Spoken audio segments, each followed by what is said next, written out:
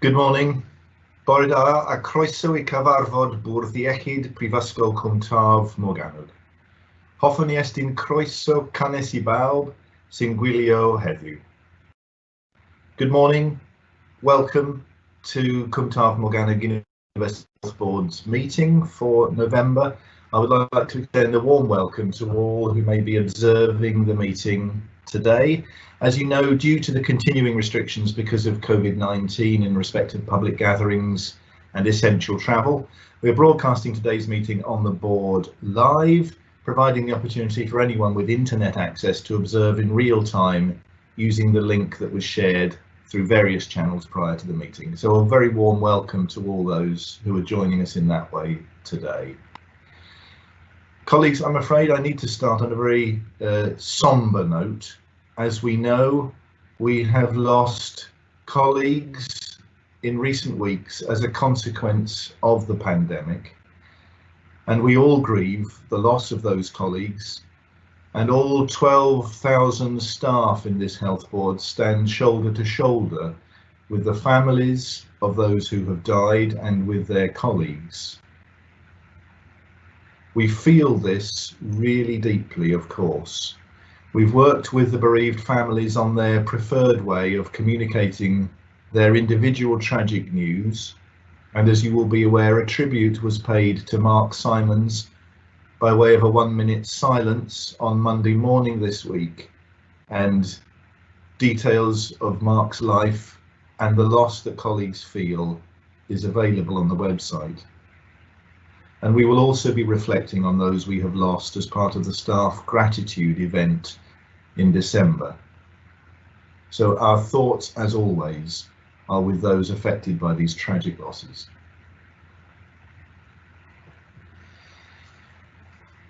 In relation to today's proceedings, can I just invite those observing to note that we won't always be looking at the camera today because our board papers are on a separate screen. So we're not showing any disrespect or lack of attention. It's simply because of the technology that we're working with.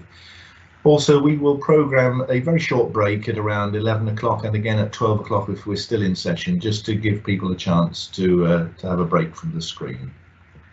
So for board members, you will be aware that this meeting, as in several previous ones, we're working on the basis of what we call the consent agenda and the main agenda. So I think everybody has had an opportunity to read all of the papers beforehand, and we've had several questions in already from independent members which have been answered by the team, and both questions and answers will be included in the minutes of this meeting so everybody can have the benefit of that information. So a few welcomes this morning. First of all, very warm welcome to Dr. Fiona Jenkins, our new Interim Director of Therapies and Health Sciences, who will be providing support to the board on a part-time basis for the next period of time. Also very warm welcome to Kathy Most and John Beecher from our Community Health Council, John observing the meeting via the public live stream, I believe. Also a warm welcome to David Jenkins, Independent Advisor to the board, and John Murray from Deloitte, who are both working with us. They're observing via the public live stream. And a warm welcome also to Gio Isingrini, our Associate Board Member, who is joining us also via the live public stream. And another welcome to Ushi Tarozzi, and I'll be explaining a little bit more about Ushi in a minute when we come to her item on the agenda.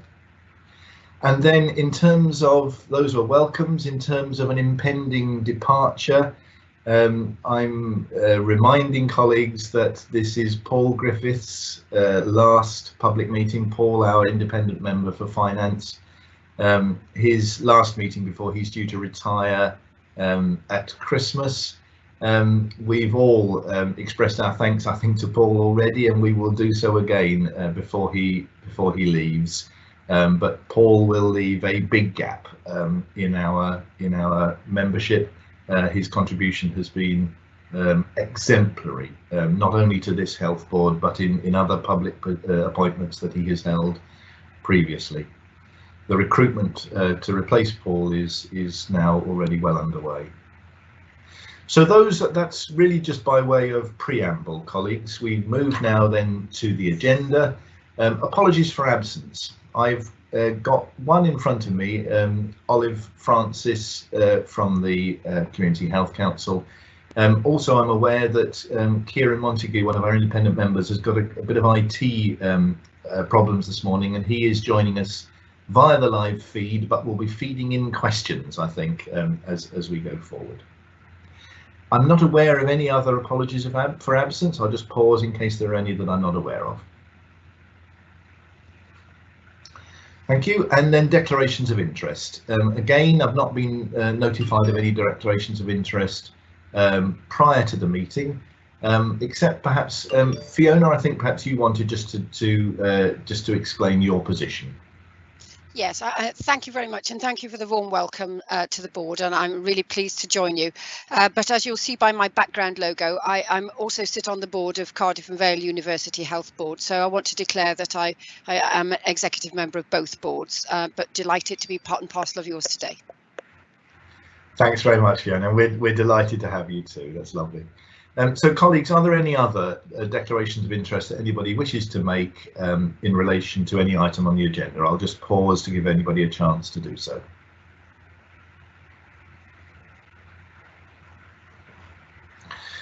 Okay, thank you very much. So the first item then is the consent agenda, and just to remind colleagues of the purpose of this brings together a number of items which our judgment is probably don't require a considerable amount of debate, because they are relatively straightforward and non-contentious, and they've been circulated in advance and people have had a chance to read the papers associated with all those. However, we are very happy to move any item that's currently listed on the consent agenda and put it into the main agenda.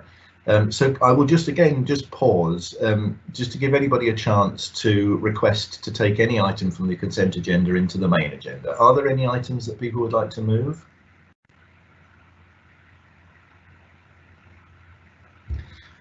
No? Okay, that's good. Thank you very much. So we move to the main agenda, which is listed as item 3. And I'm delighted to come back to Ushi Tarozzi, who I mentioned very briefly before, and I'm really looking forward to this item on the agenda. A number of us were lucky enough to hear this presentation from Ushi, which we're going to hear in a minute, at the Quality and Safety Committee just recently, and it was a moving and very powerful item. And we thought that really the whole board had to hear it, and I'm sure those who've heard it once will be more than pleased to hear it again. So just a brief word by way of introduction before I hand over to Ushi. We are delighted to have her with us. Ushi this year received an Arts Council of Wales grant to develop what's called the Voices project in partnership with this health board as part of our Arts and Health programme, which is a very active and developing programme, bringing together the insights and the therapeutic benefits of the arts into our health care. So throughout the project, she's delivered community-based workshops for example, a women's group with ongoing mental health issues, poetry workshops for staff members as part of our self-care week, and she's worked with volunteers throughout the health board. Part of the project was to collect patient stories as creative evaluation, and most recently she's been to Ysbyty Seren, our temporary hospital, to meet with a patient and hear his story and turn his words into a poem. So Ushi, delighted to have you with us. Thank you so much. I'll hand over to you now. Thank you, Marcus. That was a lovely introduction. Yeah, thank you very much. It's been lovely to work with the board and meet the elderly gentleman who's recovering at Ysbyty Seren. And I have an introduction first before I will read the poem called Evan's Words, which was created from his words entirely from the discussion that we had. Okay. I met Evan on a Thursday. I waited for him in the wellbeing room, a bright room with 2 walls of windows. Halloween bunting hung above warm radiators. A nurse pops her head around the corner and tells me he won't be long. Evan just wants to have a little wash for you first. Not long after, he walks into the room, hunched over his Zimmer frame. He had a full head of thick hair, his blue pyjama shirt lightly stained and tucked into his pyjama bottoms. We say hello loudly. Whilst he's shuffling towards the table, he wants to show me how sharp his brain is. He says, if you were to ask me how many inches in a yard, I'd tell you, 36. If you were to ask me the difference between a mountain and a hill, I'd tell you. And he did. He lists some more facts and does some more calculations for me before he's even made it into his chair. He lists the countries he's travelled to, some through work as an engineer for British Airways. He sits down and asks for a tea with sweetener in a plastic beaker. We speak. He tells me what he thinks about colonialism and the British role in the slave trade. We treated those people like animals, he said. And he grins when he tells me Edward Colston's statue in Bristol was pulled down. We speak some more, and I've turned his words into a poem. Evan's words. Don't go to Barbados, but Benidorm, the old town, lovely. Spain, 3 times a year, warmth, I love it. Hong Kong, Spain, Switzerland. In Switzerland, my wife asked me, how far was 24 kilometres? I told her, 16 miles. In this place, I sit, I lie in bed, I sit. In this place, like nothing I've ever seen, I have 4 meals a day. Like a military hospital, a converted factory. In this place, I'm rushed sometimes. 3 women brush me. You can do that yourself. I can't. What took me 5 minutes takes me 30 minutes now. You need patience. Don't rush me. You must be kind. You must be nice. You must be patient. A special person to work with the geriatric and the paediatric. I can't do it myself. My stamina is my enemy. I walk and I pant. I lie, I sit, I lie. Rehabilitation? I don't think so. In life, you're once an adult and twice a child. I drink from a beaker again. I feel ashamed when I make a mess. 2 young men here are very helpful, very kind, very patient. They make me smile. They'd do anything for me. When I need them, they help me. Life's too short to be horrible. 2 young men here are fabulous. And I'd like to thank the Welsh Senedd. I got a nice haircut from people from the Senedd. Nice people came and cut my hair. Oh, I'd like to compliment the Welsh Senedd. Oh, the women who bring the food are excellent. It's nice to be waited on. They come in the morning with my Weetabix, with extra milk and sweeteners. I thoroughly enjoy my Weetabix. I would like more greens though. I've always eaten greens, never smoked, never drank. I would drive us home from the dance halls. My wife would have a lemonade, I'd have a non-alcoholic something and drive us on home. We danced until we were in our 70s. Modern ballroom. There were dance halls across the valleys for over 100 people. One in Pontypridd. It's what we love to do, and it was good for us. I've always eaten greens. I would like more sprouts and carrots here, but I've got choice. I like the omelette and baked beans, and if I want more flavour, I tell them, you flood it with gravy. The sandwiches though, chicken and mayonnaise, it melts in your mouth. You don't need to chew. Fantastic. But I'll be happy to leave here and go home where I make my own Weetabix. My wife died when she was 94, the love of my life. On our diamond anniversary, we got a letter from the Queen. If I make it till May, I'll get another letter for my 100th birthday. Thank you very much for hearing Evan's words. Ushi, thank you so much. That was marvellous.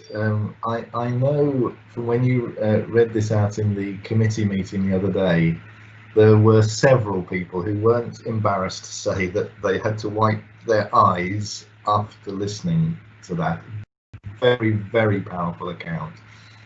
You beautifully managed to, I think, convey the essence of that human being to us through his words, which is marvellous.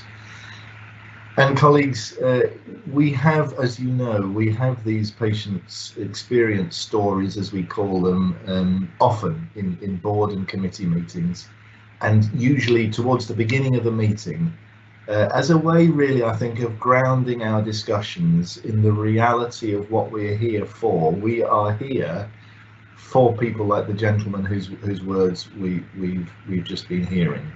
And I think it does us a lot of good to remember all of that as we get into the somewhat esoteric discussions that we will have for the rest of the meeting. Ushi, thank you so much for that. That was absolutely marvellous and really helpful to us. Thank you so much.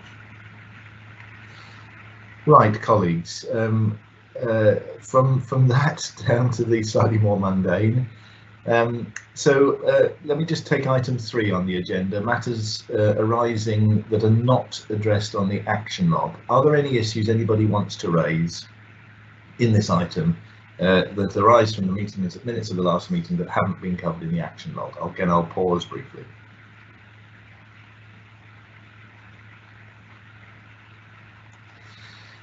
Okay, thank you very much. So we move on then to item 5.1, which is the COVID-19 update. Colleagues will be aware of the enormous effort going on not only through this health board, but very importantly with all of our partners, absolutely a joint effort to address one of the great public health emergencies. And we're very lucky to have Kelechi leading that team and that partnership effort. So Kelechi, I'll hand over to you now for this update. Thank you very much. Thank you, Chair. Good morning, everyone. I'm just hoping I can share my slides and go through them. Okay, so as usual, things move really quickly. At the time this report was produced on the 23rd, between the 23rd and 26th, a number of things may have changed, not that significantly, but I'll make reference to them as we go on. The first slide here is just looking at the daily COVID-19 test positivity rates by local authority across CTM. And what we can see here is that there's a general downward trend in the last 2 weeks in positivity rates across all 3 local authorities. But I think it's worth noting that across CTM, on average, we're still well above 10% positivity rate. And remember, the magic number of positivity rates being under 5% still tells us that in spite of the downward trend, we still do have some way to go in terms of eliminating or reducing infections in our communities. On this slide, this is again looking at the daily 7-day cumulative incidence of COVID-19 in CTM and by local authority between 20th of September and 20th of November, so over a 2-month period. And essentially the story from this graph is that before the fire break, which was on the 23rd of October, we had 3 weeks of day-to-day growth in CTM. And the 2-week fire break gave us 7 to 10 days of benefits as the reduction has now flattened. So if you look at CTM, you can see that we had this 7 to 10 days of benefits over here, but that benefit has essentially been exhausted and the reduction has now flattened, and it is likely we're now going to enter into another period of growth. For a while, we've been seeking to understand the patterns of age-specific incidence of COVID-19. And what the next 3 slides demonstrate is that they show for each local authority the relationship between test positivity rate, which is a good proxy for intensity of infection, and it shows the relationship between test positivity rate and age-specific cumulative incidence. So that's in the blue bars, whereas the positivity rate is in the orange line. As can be seen in the 60 to 80 year age group, a reduction in cumulative incidence is seen, but that's corresponding with an increase in positivity rate. And essentially what that suggests is that in these age groups, the degree of testing needs to increase to ensure that we're picking up the infections in those age groups. And this pattern is consistent across all three local authorities. So this is Merthyr and this is RCT. So it's consistent across all the three local authorities, but it's most marked for Bridgend and for RCT. Essentially, the outbreak has a different age profile in each local authority. So in Bridgend, it's essentially the modal age groups are young adults. In Merthyr, it's older adults, and in RCT, it's all adults. So it's an interesting age profile for the outbreak across the three local authorities. In slide 8 to 9, that's the next 3 slides, they show the shape of the second wave across all age groups. So this is in Bridgend, across the second wave, which started on the 31st of August, the week starting on the 31st of August, that's the 36th calendar week of this year, right up till the week starting on the 16th of November, that's the 47th calendar week. So this is the shape of the outbreak in under 20s in Bridgend. This is the shape in 20 to 29-year-olds, and this is the shape in 30 to 39-year-olds, 40 to 49-year-olds, 50 to 59s, 60 to 69s, 70 to 80, and over 80s. Essentially, what this is saying is that there, across all age groups, there was a generally consistent pattern of increase during the second wave from the 36th week, peaking at the 44th week. That's the week starting on the 26th of October, and it's on its way down now. But like I said, that reduction that we have recorded across all age groups seems to have stalled, and we seem to be on our way up now. And I suppose the earliest group to be seeing that in Bridgend is 20 to 29-year-olds. And I think you essentially see the same pattern across all age groups, across the three local authorities. So this is the pattern for Merthyr Tydfil, and then this is the same pattern for Rhondda Cynon Taf.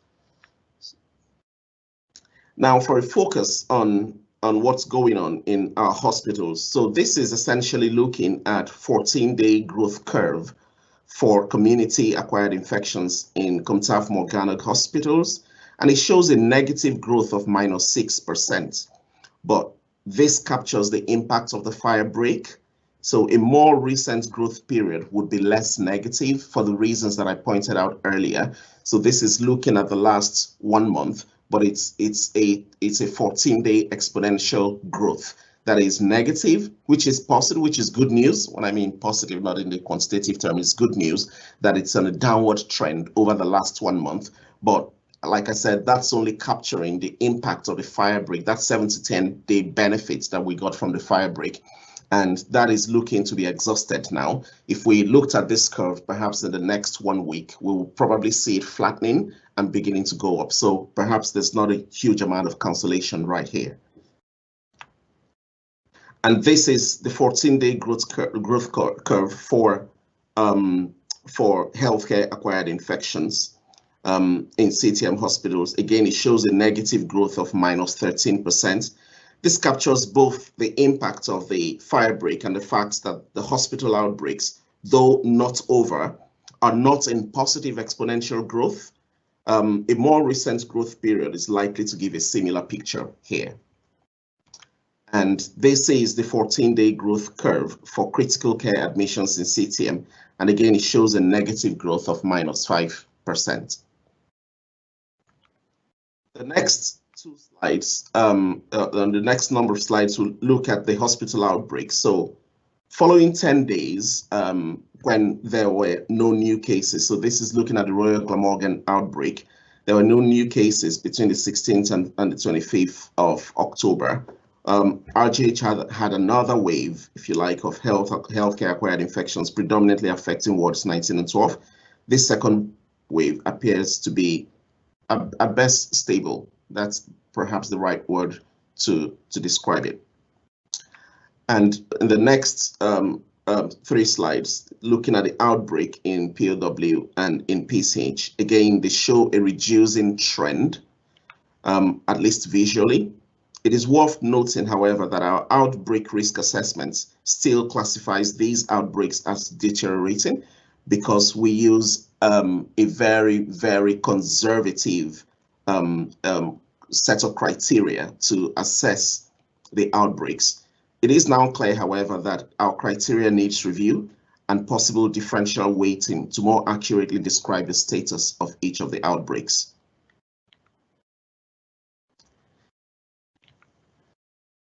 So the last 4 slides, and then I'll stop, essentially show a summary of new COVID cases and deaths in CTM patients in the first and second waves of the outbreak.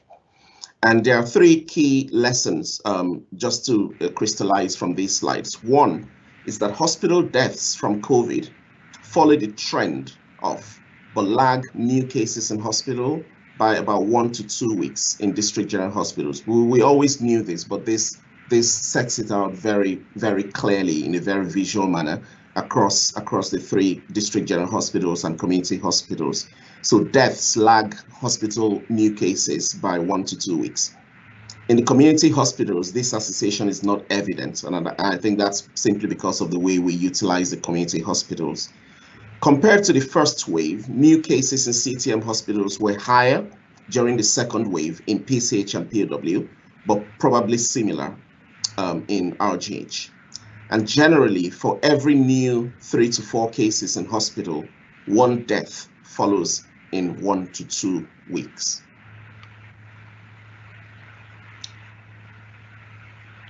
And this slide essentially shows the differential pattern of the burden of community-acquired infections against healthcare-acquired infections in PCH and RGH versus POW. And you can see that distinct pattern with community-acquired infections being higher in PCH and RGH, whereas in POW we had more of the healthcare-acquired infections over this period. And finally, this is just demonstrating how much more affected by COVID-19 healthcare staff have been, particularly during the second wave. And I think that's just a very stark picture that must mean we must spare a thought for NHS staff. Thank you. Kelechi, thank you very much for that presentation. Very, very helpful. Lots of information there. And as you quite rightly say, that last slide absolutely reminds us of the fantastic efforts which all of our staff have put in really over the last 9 months, and I'm afraid are going to be called upon to put in for some time still to come. Thank you very much. Colleagues, any questions or any observations? I'm having some difficulty with the hand raise function on my computer, so if you could just put into the chat bar just question against your name, and I'll make sure then I bring you in.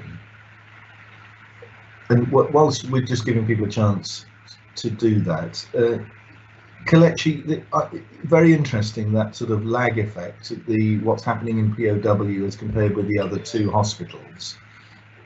What does that mean for the next few weeks in POW? Any thoughts on that? I think the first thing to probably just say, and I try to bring this out in the presentation, is that for all the healthcare acquired infections, as hospital outbreaks, are in exponential negative growth. So that's the first thing to record, even though there's a differential pattern in POW in terms of relative presence of community-acquired infections versus hospital-acquired infections. But generally, across all 3 of them, it's in negative growth. But that negative growth is influenced largely by what's going on in the community. So the general take-home for me is that we're seeing in the hospitals the benefits of the fire break, but the benefits of the fire break has been exhausted in the community, and it will eventually be exhausted in the hospital. So my sense is that over the next 2 to 4 weeks, we are going to see an increase in numbers, at least in community-acquired infections. May not necessarily translate into increased numbers in terms of the hospital outbreaks, but certainly in terms of people coming into the hospital from the community as a result of COVID illness, we will see that increase as the community numbers increase. And I think what it means for us is just that need to be ready over the Christmas period. And that's going to be largely affected in many ways by the nature of the post-December 2nd shape of things for Christmas. If we're going to have a very jolly Christmas rather than a jolly careful Christmas, then I think we're going to be in a very challenging position in the NHS in terms of numbers, and indeed in social care and care homes as well. Thanks, Kelechi. That's very helpful. Phil White, come to you next. Phil. Thank you, Chair. Kelechi, thank you once again for the information you provide to us. It's very valuable indeed.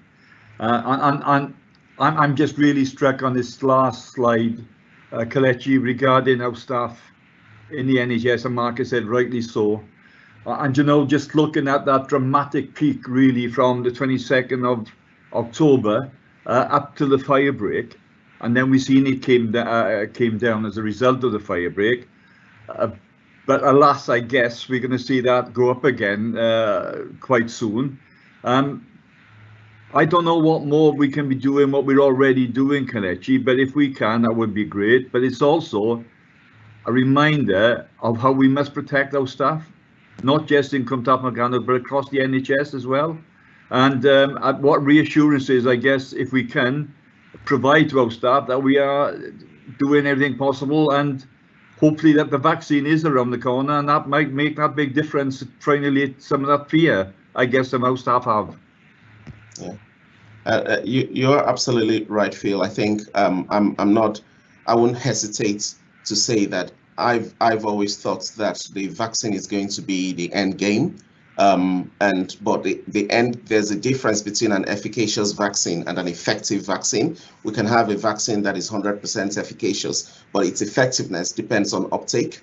And if our staff are representative of our communities, then we know that across our communities at this point, vaccine acceptance is somewhere around 40 to 50%. That's not going to give us sufficient in terms of herd immunity. So the amount of work we have to do with our communities in getting people to understand that it is important people accept this vaccine when it becomes available. We need to do the same work among staff, and the numbers, like you rightly said, suggest the burden of infection that our staff have had to bear during this period. So it's going to be extremely important when we go live with this vaccination program, whether it's the 14th of December or the 1st of December, whenever it is, whenever a vaccine becomes available, that we have successful uptake among staff. That's going to be part of our offer to our staff to make sure that they are protected going forward. Thank you, Kelechi. Thanks, Phil. Ian Wells, we come to you next, Ian. Yeah, thanks, Marcus. Can you see me? We can, yeah. Oh, that's good. Yeah, it's just a quick question. It's also related to the last slide, and thanks, Kelechi, for presenting the information. The question I've got is, obviously, as time's been going on, we've been doing a lot more tests than we were at the beginning. So is it, I don't even know if it's possible, but do we adjust curves like that to allow for the fact that there are a lot more tests now than there were at the start? Or is it as is the way that the data is presented? It is. It's a very good question, Ian. You are right. I mean, it sounds like the sort of question a statistician would ask.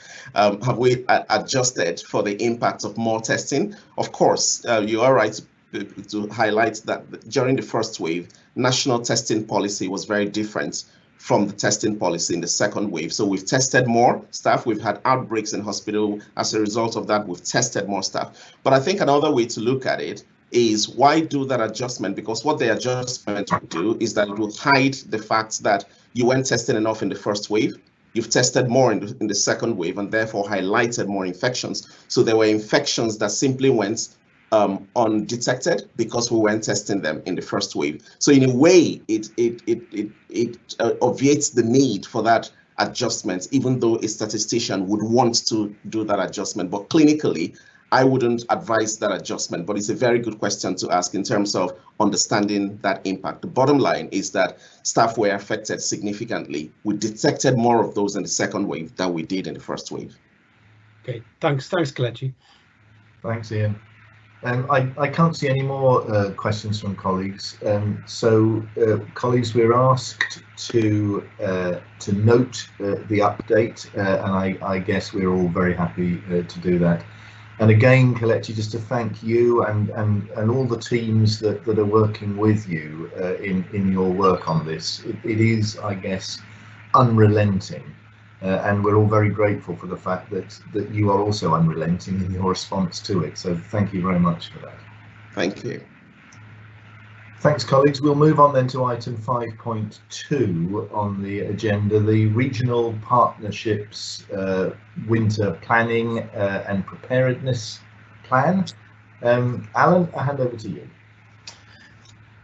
Thank you very much. Am I visible? Yeah. Right, okay. Yes.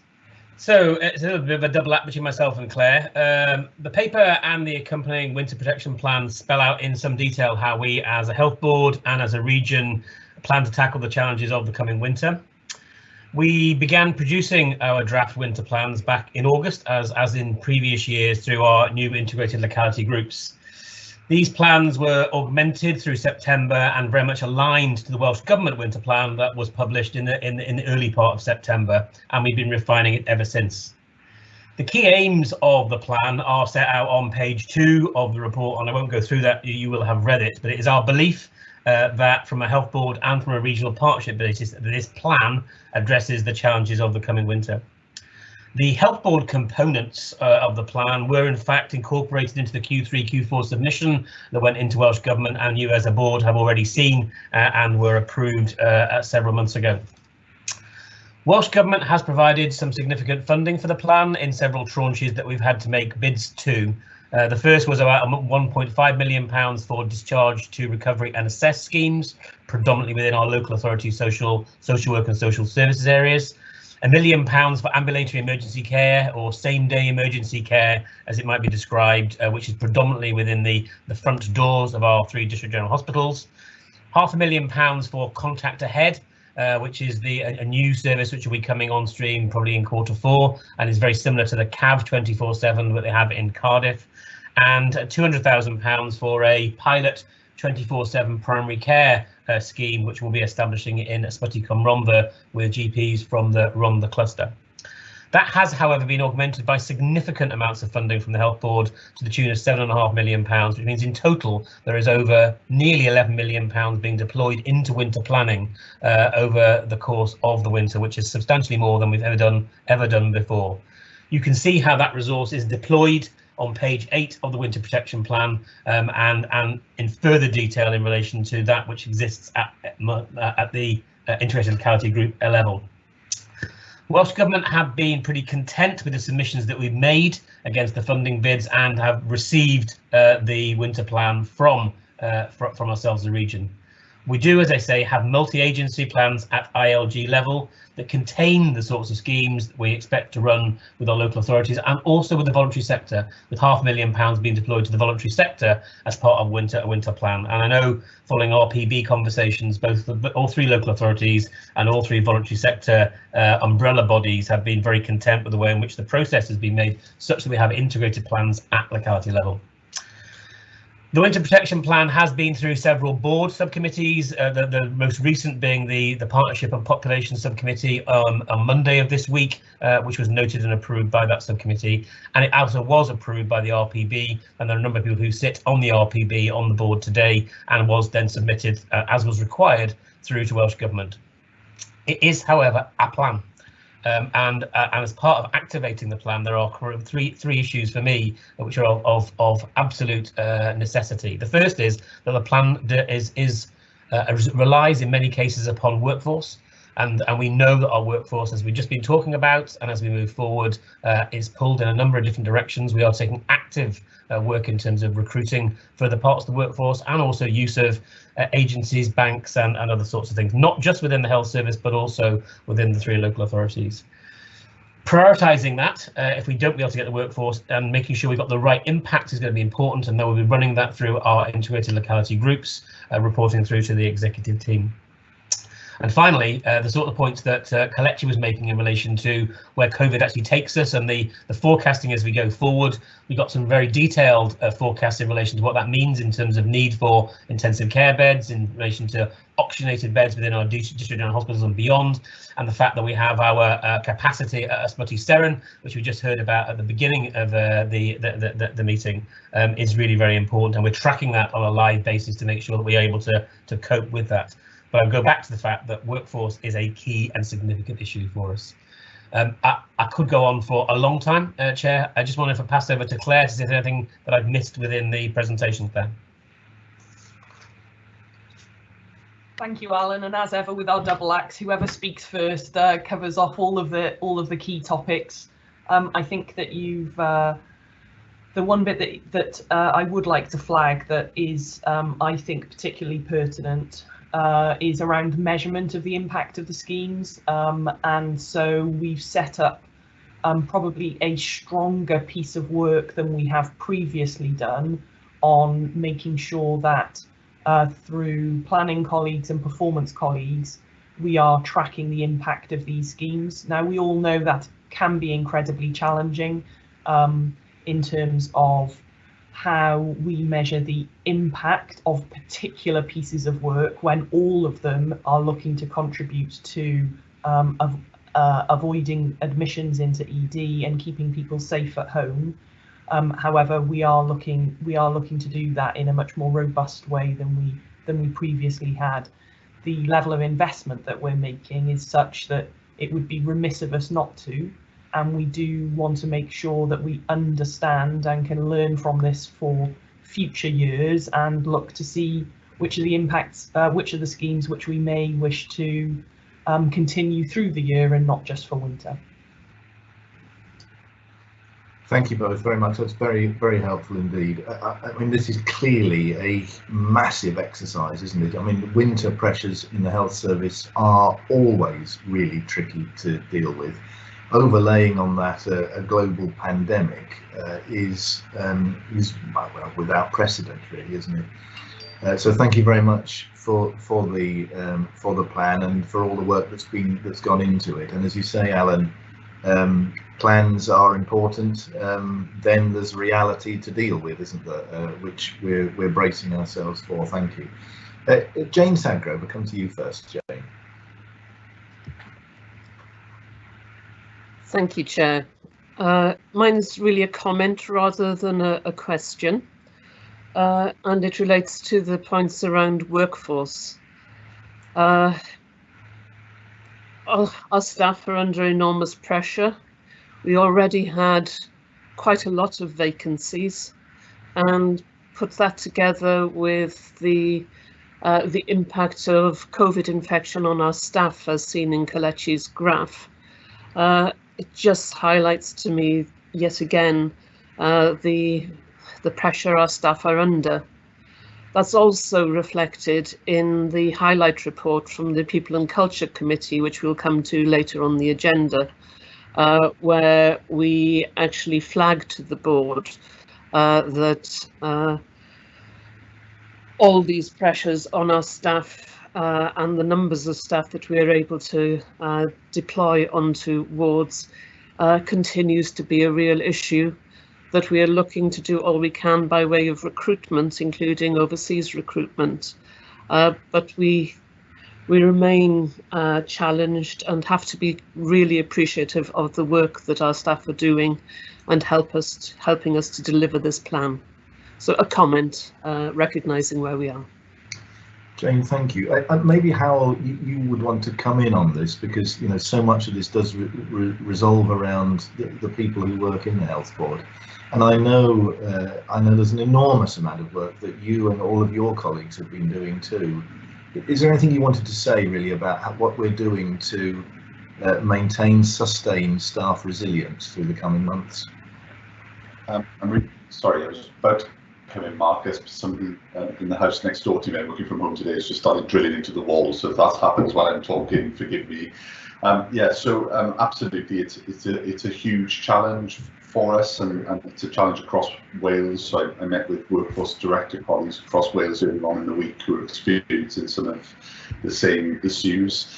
Obviously, we are and have considerably stepped up our wellbeing support for our staff during the last 6 months or so. So we have more services available for staff than we ever did in terms of supporting wellbeing. But we are expecting more of our staff than we ever have done before, and we only have one workforce. Excuse me. So it's a really tricky problem for us, but as I mentioned before, we've got a plan in place with lots of different dimensions to report. I'll stop there if that's okay. Thanks, Hal. That's very helpful. Ian, come to you next. Ian Wells. Yeah, thanks, Marcus.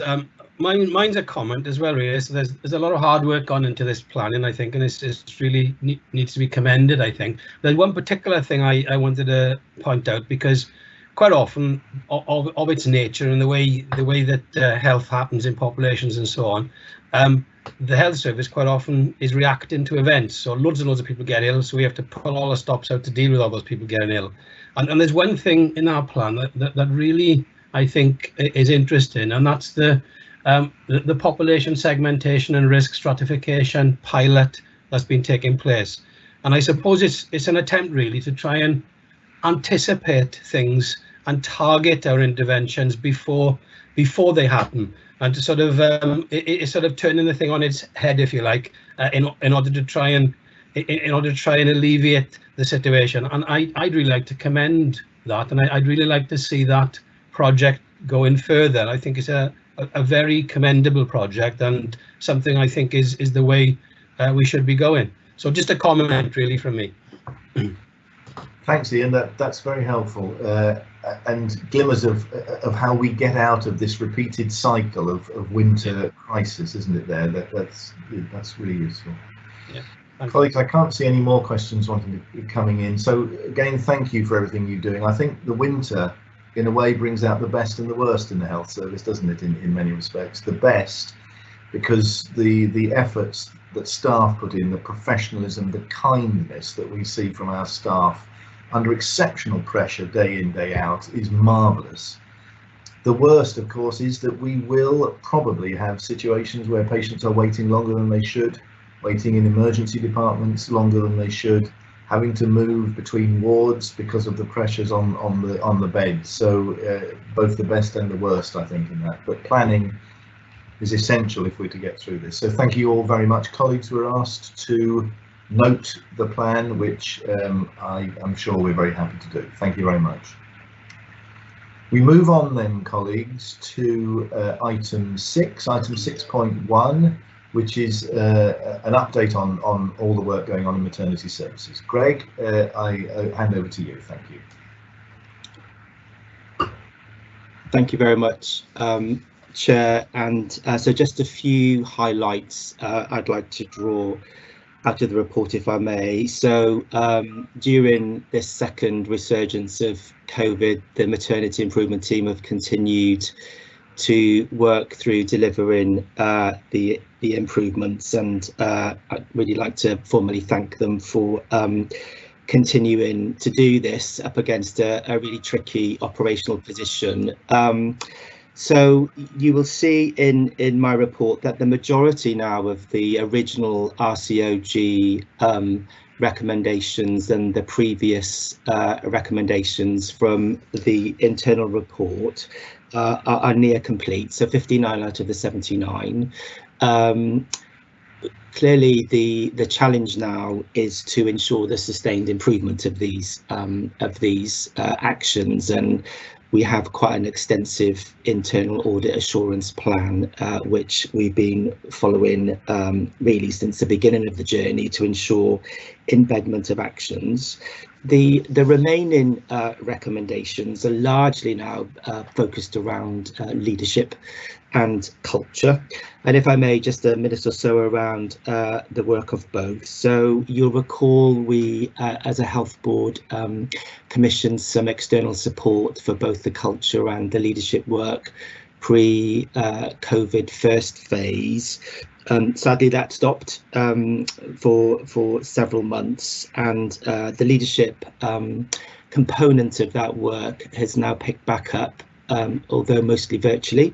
So one of the companies we're working with is progressing with supporting our leadership journey around maternity, and that is due to complete the end of February, in which then we'll take stock in relation to the further work we need to continue with. From a cultural perspective, attached to the report this time, and we had a good lap around this in quality and safety last week, is the outputs from the patient safety culture questionnaire that some of our maternity staff, in fact 100 of our maternity staff, completed back in early summer, and we are rerunning a further cultural survey over the next couple of weeks, which is much more extensive than what we've done before, and based on the feedback that our clinical psychologist has been having from our maternity staff over the last several months or so. So in the report, the appendix report, you will see some positive information in relation to staff now feeling psychologically safe to raise concerns around incidents, which is really encouraging, although we still have some work to do in relation to staff gaining feedback when completing a Daytex incident form, and equally when involved within serious incidents in terms of the support that staff require. So we've said from the very beginning of this improvement journey, it will take some time, as it will within any health board or trust, to turn the tanker around culture and leadership improvement. But it's important that the board is kept up to date with the challenges that we still assume within that, not just within maternity, but across the rest of the organisation in terms of feedback from incidents. And in fact, a request from quality and safety, which I think come from Nicola, if I remember rightly, has asked for some further information through our Daytex system around that, which we're currently working on. In relation to the overall programme, the only slippage really, which I'm keen for the board to have sight on, is our concerns around the physical environment for the miscarriage pathway of ladies, which is clearly a huge traumatic time in the life of women and families, and we're largely confined with space, and the wards are currently moving around practically every week for COVID, so we haven't quite nailed that position yet, which we really need to do so. Although I think, as I reported before, we have put several mitigations in place to support women going through this tragic loss, and bereavement support for women that are miscarrying before 18 weeks is now in place. And I know through conversations with women and myself, they're finding this incredibly helpful, but nevertheless, we need to up the pace around nailing the miscarriage pathway.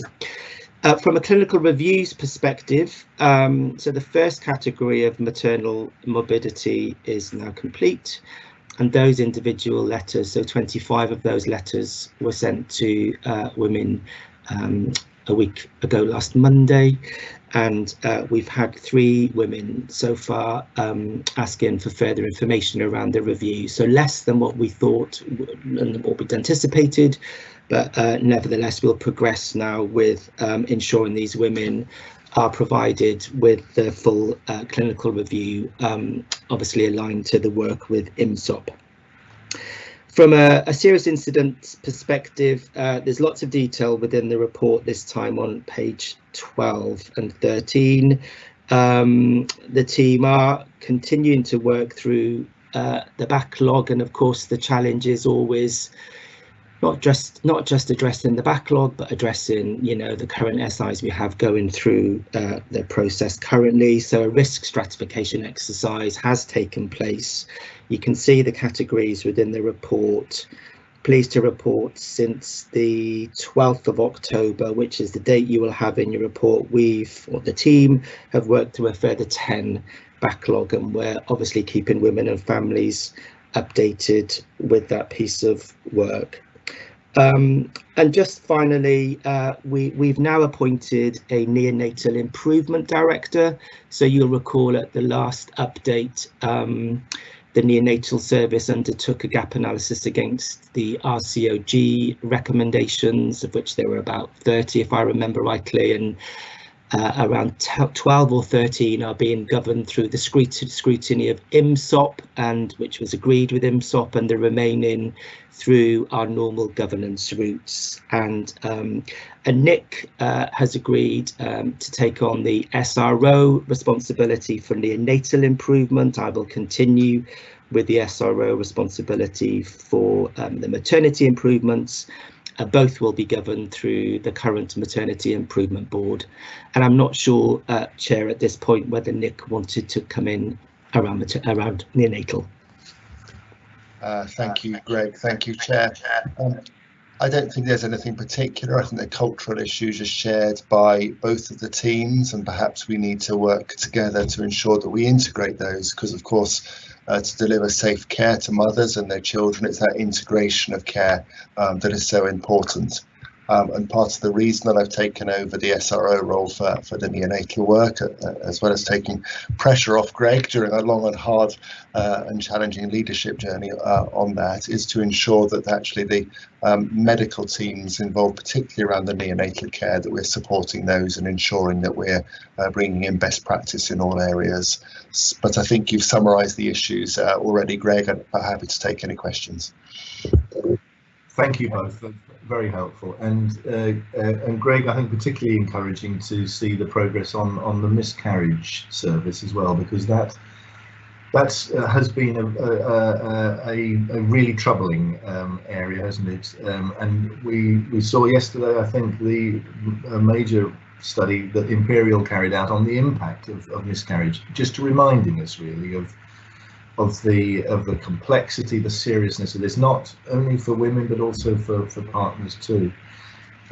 Greg, can I just ask, while other colleagues are considering any questions, in terms of women's experience, so all of this work that's going on, admirable and really good, and it's important that we continue at pace.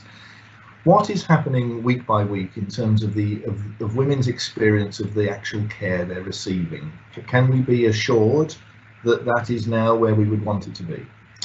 Thank you very much for that question, Chair. So you recall pre-COVID, the PALS team were actively working with our clinical teams on reviewing the experience of women within both the labour ward and antenatal clinic, and of course that stepped down or is now being stepped back up again. So I can provide the board with a level of assurance around the copious amounts of positive feedback we continue to get, both through our individual surveys, through Bump Talk, through the My Maternity My Way, which is the user-led experience portfolio and session for women that have experienced both poor care and good care with us. So we've got lots of avenues for women to talk through their findings. Clearly, it would be remiss of me not to talk through the challenges we still have with some levels of communication. And there was, if I remember rightly, a question raised about this within from an independent member. And these are generally isolated events and personality dependent. So obviously, when there are those particular issues, the team will address them as we would address any other issues with poor communication performance. From the national maternity report that the board will see at the next board, from the HIW first national report, the work around perinatal mental health, some work around breastfeeding, some postnatal care will be three of the general themes, both from a national perspective and from our health board perspective, that we'll be working through. I think it's encouraging to see the level of formal complaints dropping off from the maternity perspective, but equally we encourage women still to raise concerns at local level through, you know, inquiries, and to allow for local resolution. So I'm pleased with the experience that the women are currently receiving, although not all women are receiving a positive experience, and those that don't, we have many methods in place now to support both women and their families if they have an experience that they would not want them to have, and equally we would not want them to have. So yeah, I think I'll probably pause there, Chair, if that's okay. Great, thanks, Greg. That's very helpful. Maria Thomas.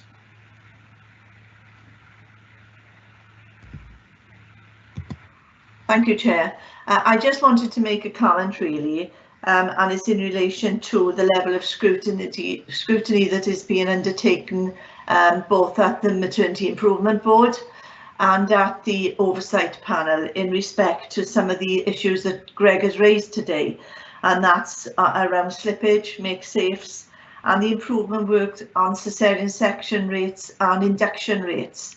I wouldn't want the board to think that that scrutiny isn't taking place, because it is. And you know, it's quite a lot of scrutiny, I think you would agree, Greg, within those two committees that is happening.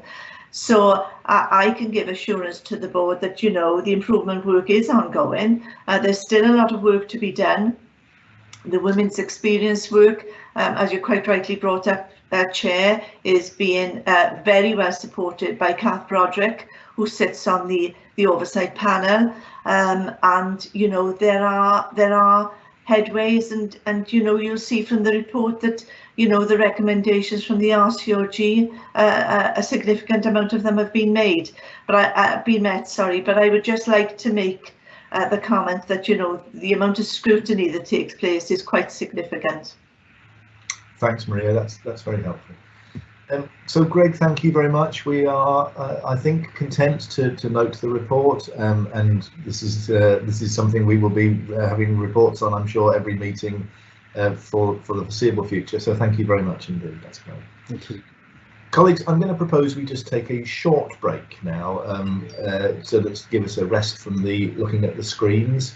So if you could just take 5 minutes, and by my watch, that means we'll start again at 8 minutes past 11. Thanks very much.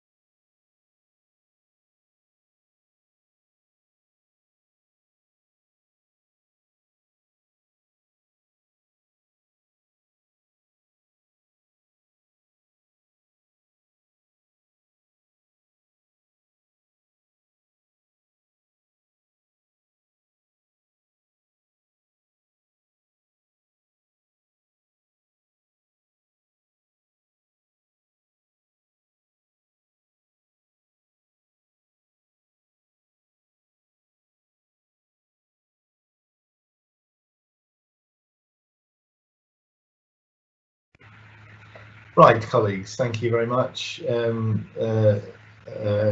Welcome back from that short break. The next item on the agenda is 6.2, the Nurse Staffing Levels Wales Act update. Very apposite, given the discussions we've already had about the pressures on the workforce. So, Greg, over to you. Thank you. Thank you very much, Chair. So the board would have heard several presentations from me over the last 20 months or so in terms of nurse staffing, and the purpose of this particular report is to update the board on the outcome of the biannual patient acuity audit, which we're required as health boards within Wales to undertake twice a year. It's usually in January and June, although this year the CNO asked us to undertake the audit in July due to how busy we all were back in June coming out of the first COVID phase. So just a quick reminder, if I may, so under section 25B of the Act, we are required to report our compliance associated to what's largely known as our general medical and surgical wards, of which we have 29 currently across the health board. We had 30, although last year Ward 7 within PCH was repurposed to a step-down discharge ward, so we currently have 29. It's really important to bring to the board's attention today that between June of this year and September, out of those 29 wards, 22 of them have been repurposed to address the COVID pandemic, which is, you know, a mean feat in itself, really, having to and sometimes week by week move wards around to repurpose to allow for different COVID and non-COVID pathways. So as a result of the audit we undertook within July, and in relation to governance, just to assure the board that both the ward sister, the senior nurse, the head of nursing, and then therefore me, sign off all of the establishments. So as a result of the audit in July, none of the wards required a recalculation of their staffing levels. The recalculation is based on an approach which is patient acuity, professional judgment, and nurse sensitive outcome indicators. They're the three tests we use to assess and establish our nursing levels. So also to highlight to the board in the report that there's quite some extensive additional appendices which we are required to nationally and under the Act to ensure that all board members are cited, and you know, lots of detail in relation to the wards that have moved and the individual establishment levels for each ward. It probably would be really remiss of me at this point, Chair, not to extend my heartfelt thanks to our 5,000 strong nursing, midwifery and healthcare support worker who, along with all of our staff, have worked tirelessly over the last 9 months. And as you can see within the report, the number of moves, as I've just mentioned, can be you know, both physically and emotionally draining, not just for staff, but for the patients that are being moved within those particular wards. And just finally, you know, there's huge governance wrapped around the Nurse Staffing Act, and the priorities for this year coming is the extension of the Act to our paediatric inpatient areas, and which we've been submitting fairly frequent data to the centre, and our district nursing principles and work schedule. So we've recently submitted some compliance levels against our district nurse principles, which will make its way to the board at some point, and very pleased to report to the board compliance is very high, which is really encouraging.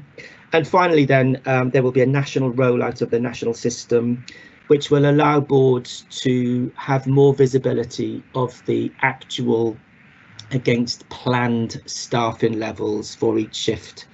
As the nurse director, I have this information daily, so I can see the wards, you know, in relation to the staffing levels, but the board will have much more visibility of this using the healthcare monitoring standard system and the Once for Wales new DATEC system that's soon to come to fruition.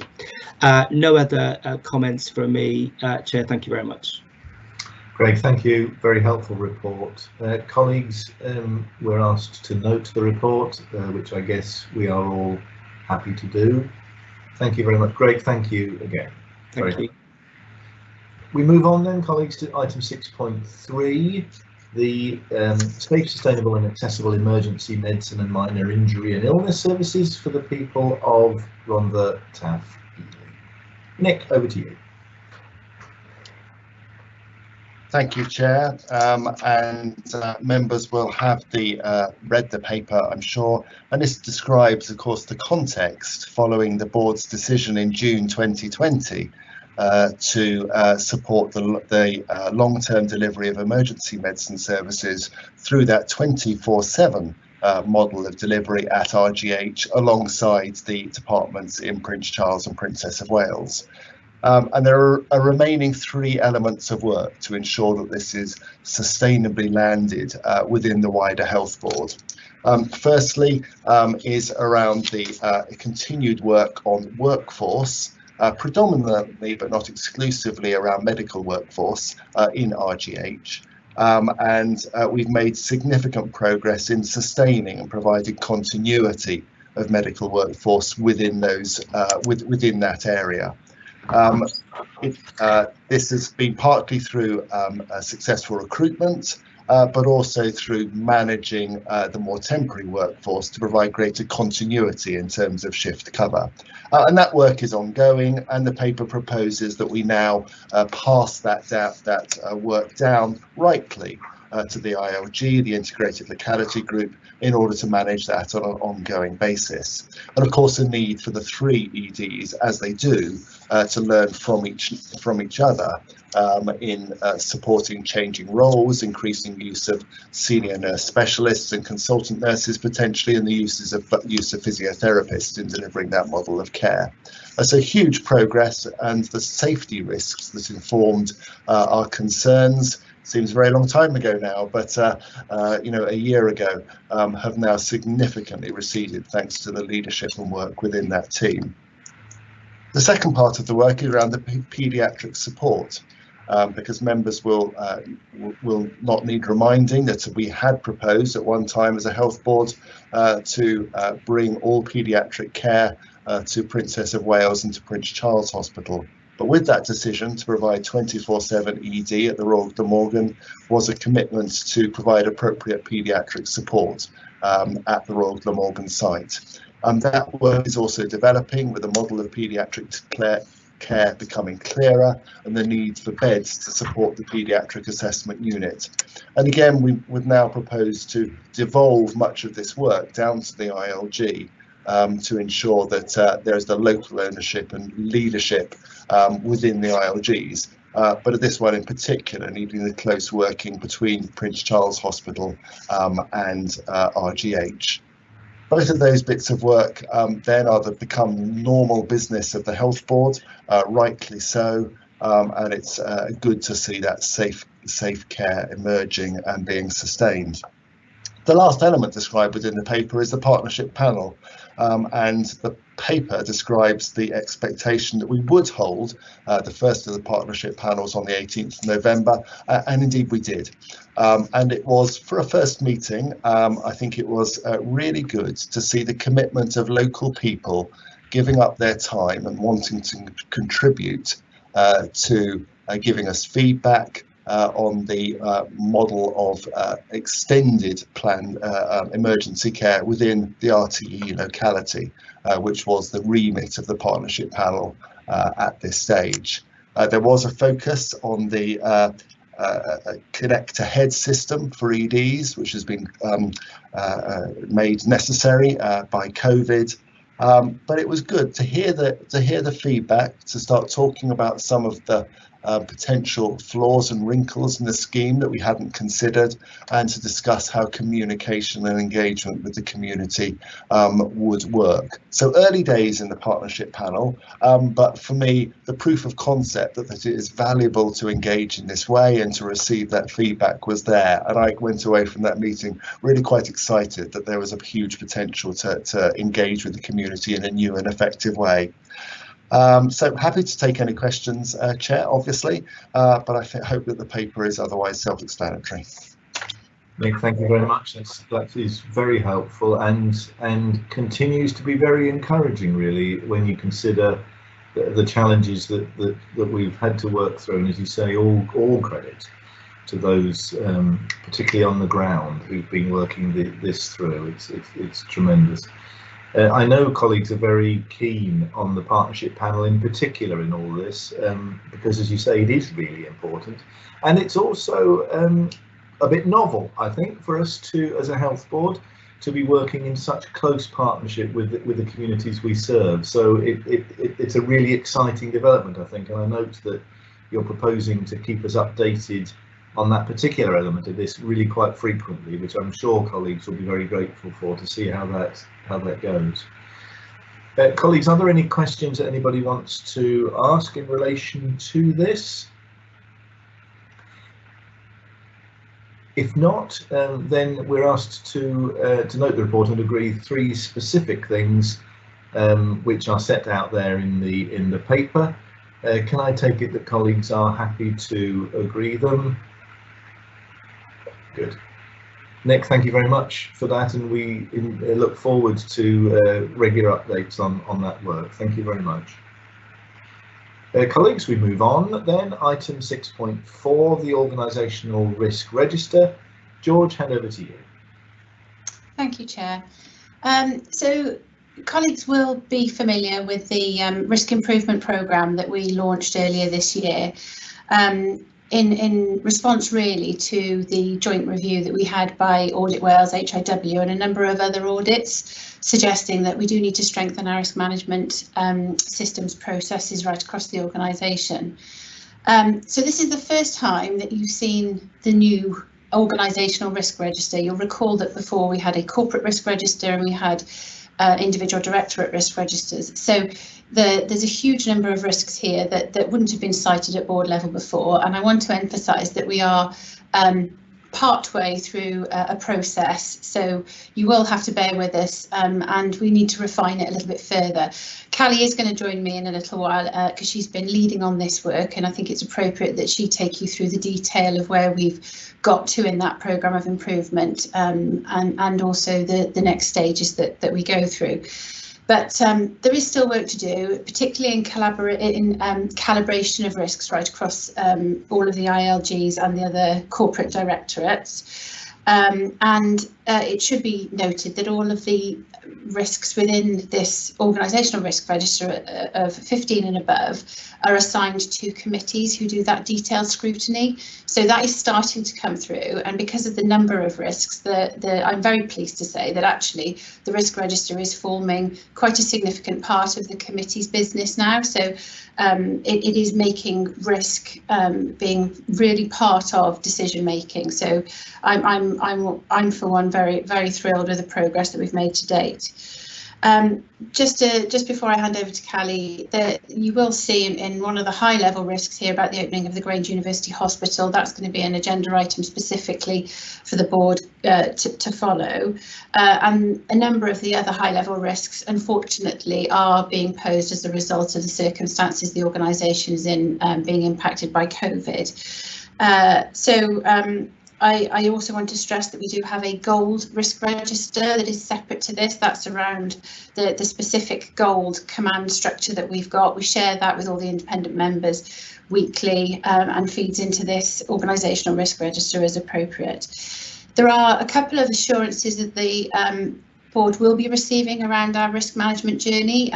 They are an internal audit around risk management in general. That will be coming through. We expect that to report in draft form in the next few weeks. That will find its way through the audit committee in due course. And you will all be familiar with the fact that Audit Wales and HIW are doing their follow-up review, which has got an element of looking at our risk maturity in the organisation as well. So again, that will follow through. We're expecting that early next year. So without further ado, I'll hand over to Callie, if that's okay, and she'll take you through with it in a little bit more detail. Thank you. Thank you, George. Just to pick up on a couple of things on the specific item before the board today, you'll see that we've also got now all the high-level risks coming through from our integrated locality groups, which is great to see. George touched on the new risk from Merthyr Cynnon around the Grange University Hospital, but that is going to be picked up in more detail as a separate agenda item. We've included some high-level risks from facilities area. Now, just to point out, these aren't new risks, but the facilities department previously produced a separate register that went through to Quality and Safety Committee. In order to remove any duplication, we've joined that into the organisational risk register approach to make sure we're all streamlined and aligned on that respect. You'll also see a number of new risks relating to fire.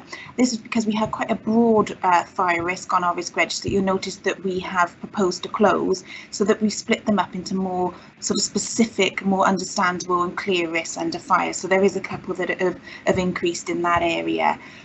Taking us onto our risk management improvement journey, George touched on many of the points, but I just want to say that we are working on a number of key things at the moment. We're working with our DataX colleagues around restructuring the DataX risk module, so that aids our reporting and our calibration and the moderation across risks across the organisation more appropriately, and we're hoping to complete that around January time. There is further work to refine the new model and the new approach to formatting our risk register in relation to the control measures and action plan. At the moment, they are merging a bit, so that some control measures, some actions may be in each column. So I am working with colleagues across the organisation to refine that area of the risk register. So hope you'll see that improvement coming forward.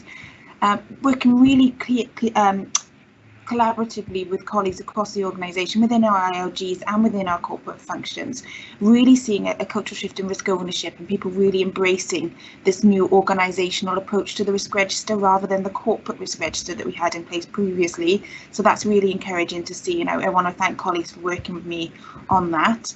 George touched on the organisational risk register now being received through board committees, and that's been happening now for the last couple of months through our Quality and Safety Committee, through Audit and Risk Committee, so and that will continue going forward.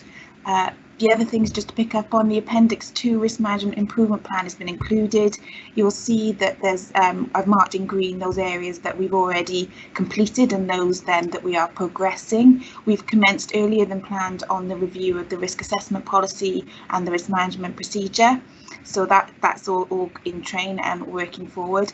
We've also still delivering training where requested. So recently I've been asked to go and present a further session to our clinical service group leads in the Tafili locality, and that's going to be taking place in November. So we are rolling out training at the request of colleagues across the organisation. So that is still ongoing.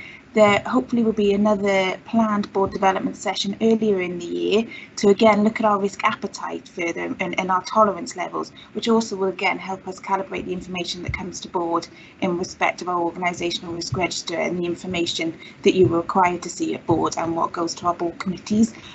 So that's all I wanted to pick up, Chair. I think the report's in detail. If there's any specific questions on the risks, I can obviously ask our strategic risk owners, which is our exec directors, to comment, but hopefully that's captured our progress. Thank you. Thank you both. That's very helpful indeed, and very encouraging that we're seeing this now in this new form. But I think still some way to go. We'll perhaps come to that now. Paul Griffiths, you're first. Thank you, Chair. Just one question and one comment, if I may, please. I recognise COVID has interrupted progress with the improvement plan, but are you confident that that all significant work will be completed in line with the new timescale or the updated timescale that the improvement plan now contains? And I think it actually says that we should have more or less it all done and dusted by the end of March. Thank you, Paul. If I can come in on that, what we put in the improvement plan at the moment, I am comfortable that we are able to achieve in respect of reviewing the risk assessment policy, the risk management procedure, getting some agreed training needs analysis in place to know what training we still need to deliver. That's not me saying that all training across all our organisation will be delivered by the end of March, but we will have a clear training needs analysis plan identifying where we need to roll out that training. Datex is another key update on there, and we've agreed with our Datex colleagues that we will agree to sort of formalise that review structure by January. Obviously, we will keep the board informed if we are going to deviate from that plan. We've got a board development session, hopefully in the new year, where we'll plan one in around risk so that I can keep the board informed should there be any slippage. But at the moment, those dates I've worked on with colleagues to make sure that we're confident that they are realistic. Okay, thanks, Callie. The comment I wanted to make, I suppose, relates specifically for those members seeing this register for the first time. It must come as quite a shock seeing the number of risks that are on there. I think it's something like 69 risks on there, and several of those, or many of those, are actually serious risks. And if you take a general look at what has been happening, there doesn't seem to have been a great deal of progress made over the last 12 months or so in terms of taking action to mitigate those risks. And we haven't got time to go through all the individual risks today, because, and in any event, I think that's what committee is being asked to do.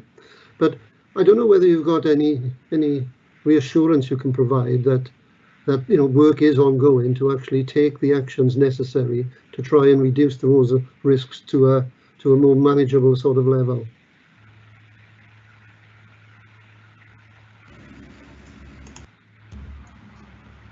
We can't hear you, Callie.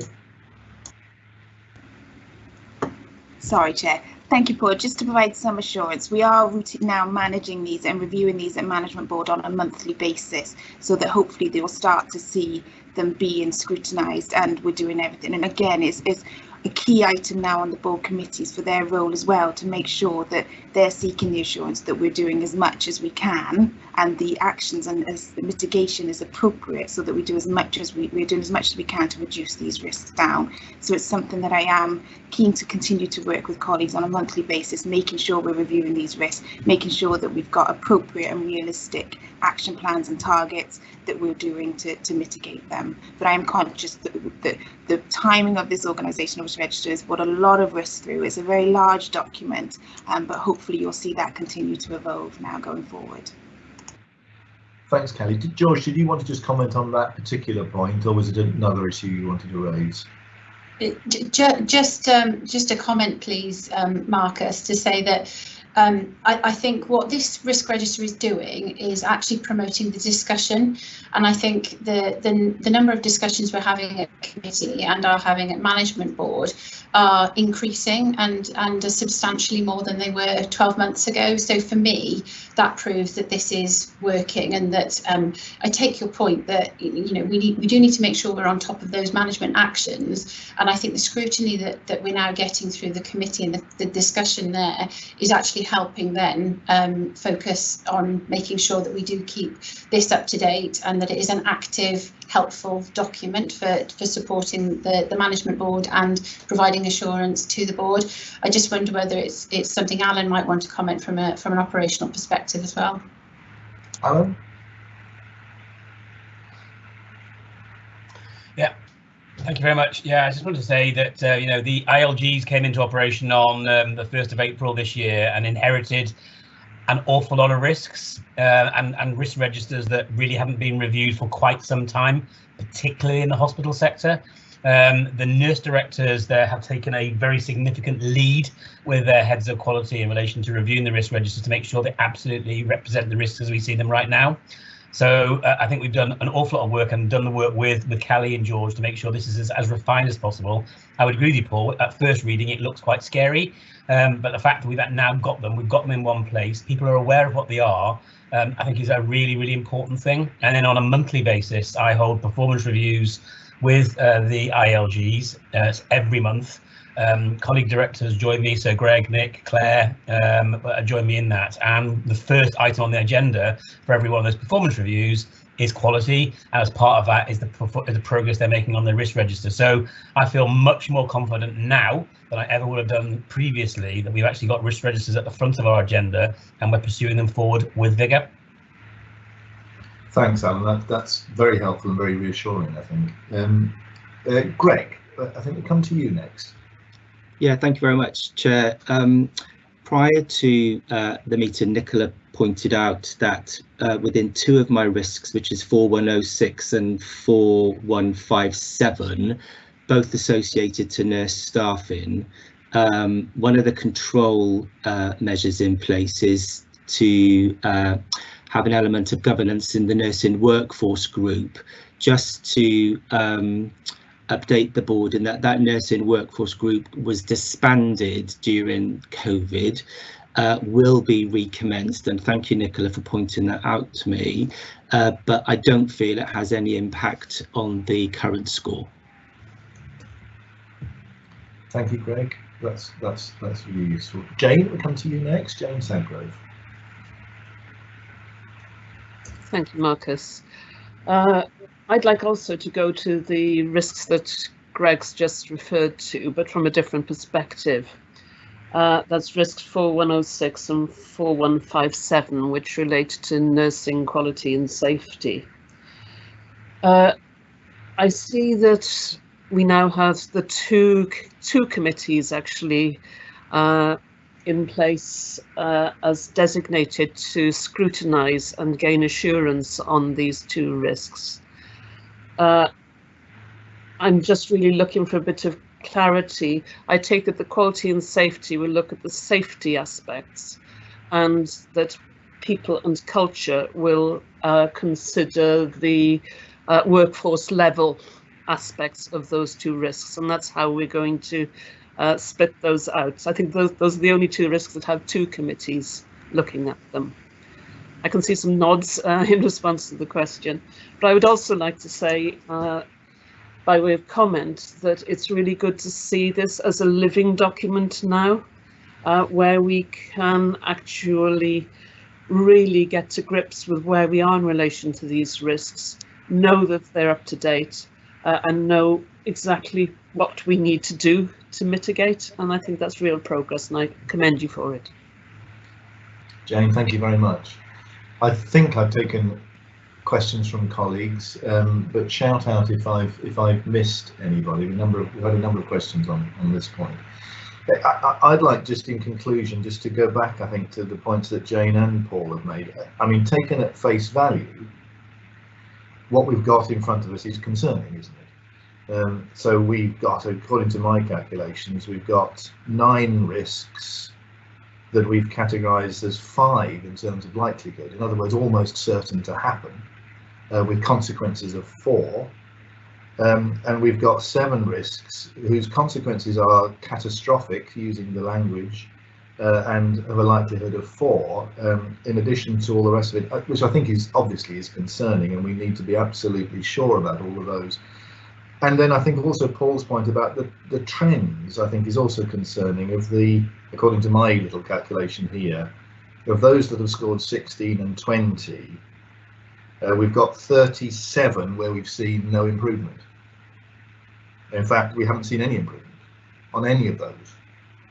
So, taken at face value, the register is concerning. Now, I fully appreciate that this still needs further validation and work. The committees are going to go through a round, I think now, aren't they, of validating, checking each of their own risks. So we absolutely are confident that we know what we've got in front of us.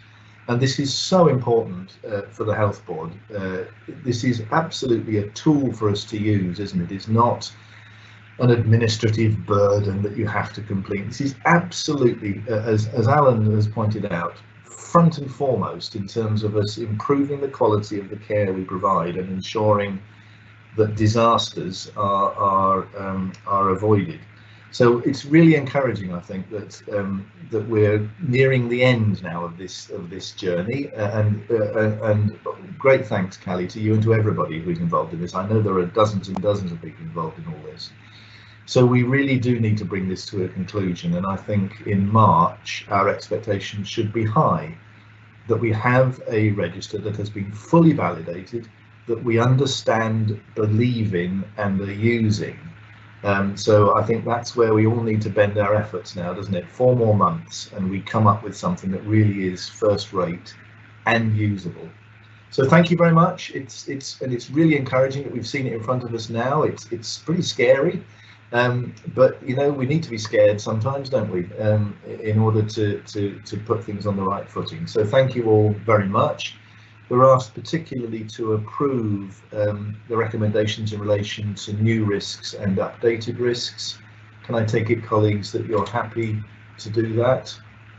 I'm not seeing any dissenting voices, so that's really useful. Can we come on then now to an item that we've just touched on already, actually, and okay, in the context of risks, but I think actually this is in the context of celebration. It's lovely, it's fantastic that the Grange University Hospital has opened. It's a marvellous new facility serving the population of largely the population of the Gwent area. So it's fantastic that that's now been delivered to those people after many years of work in the planning and the delivery.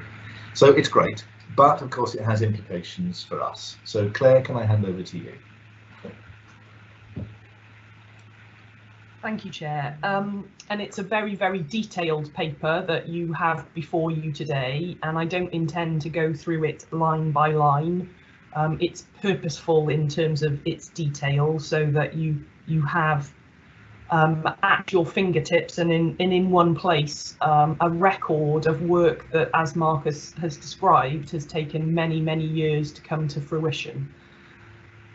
However, it is important, isn't it, that we understand what those change in flows, in particular as a consequence, mean for our services being delivered in Prince Charles Hospital. And Callie has helpfully described earlier on, when we were talking in the risk register, that we are carrying a risk on our risk register that is fairly high in relation to those change in flows.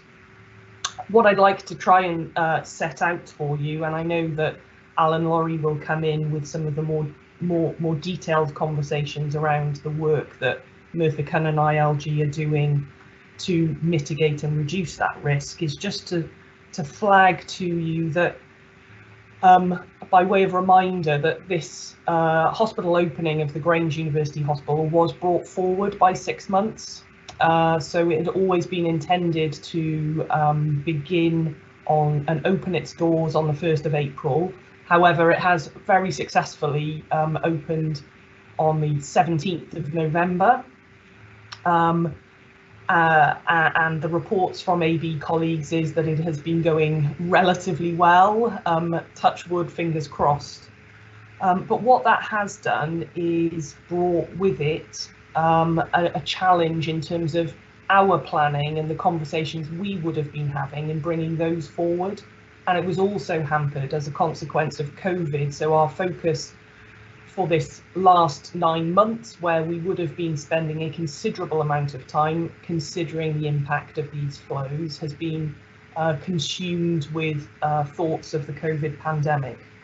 But to reassure, at the point where AB made their announcement, we have been working in conjunction with AB and Powys University Health Board, because members will note that actually a significant number of people who had been using Neville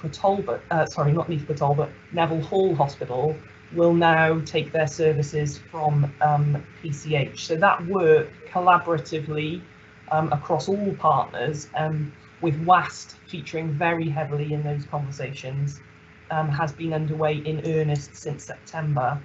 And that's been at levels with myself and Alan and other executive members across the region, and down into clinical conversations. And I think it's there at the clinical operational level where it has been challenging to get the right people in the right room in a in a timely fashion, given the pressures that we all know are facing staff at the moment.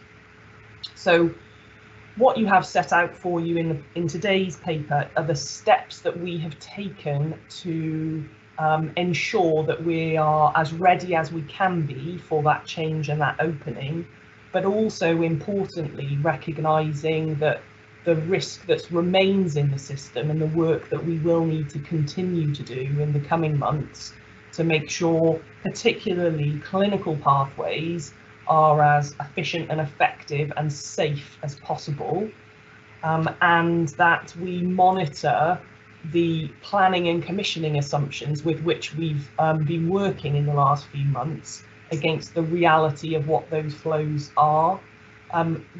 There is an inherent risk, isn't there, when we are asking our populations to behave in different ways, and so it will be vital that we monitor the number of people who are coming into PCH via foot, so the people who are walking in, and then understanding the ambulance flows as well against what had been planned.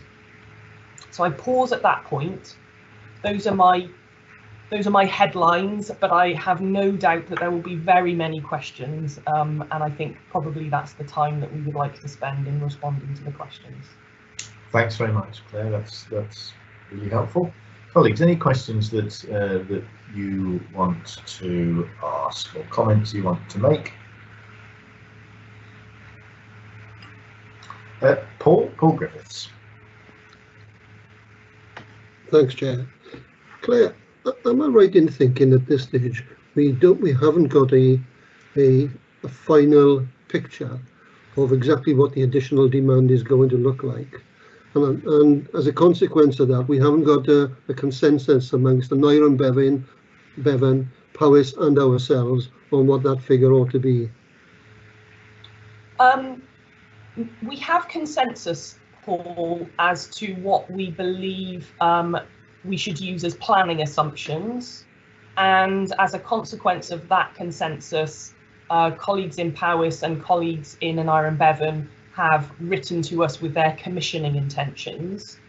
However, those, I think we've mentioned this a number of times through today's meeting, a plan is only as good as the point at which it's written, and then once it comes into contact, the reality hits. And I think the risk inherent in those assumptions are, as I alluded to in opening, around understanding how the public will respond. Will they choose to travel to PCH, or will they be drawn to the new shiny hospital? And the reality of WAST protocols in particular, where we have an agreement and an understanding of which ambulance categories would be coming to PCH. But we all understand that paramedics presented with a challenge on the ground will have to make a judgment as to where they travel. So there's agreement at a planning level, Paul, but we need to now understand the reality of how that plays out, and that's why it's so important that we monitor the position in the coming months, so that as we move into next year, a more grounded and evidence-based set of commissioning intentions can be developed. Okay, thank you. Thanks, Paul. Maria, come to you next. Thanks, Claire, for that. That report is very good, and it tells us everything that we need to know. However, they are planning assumptions, as you've made clear. And my question is, when will are we going into the winter period? You know, we've got COVID upon us. We've got the winter pressures upon us.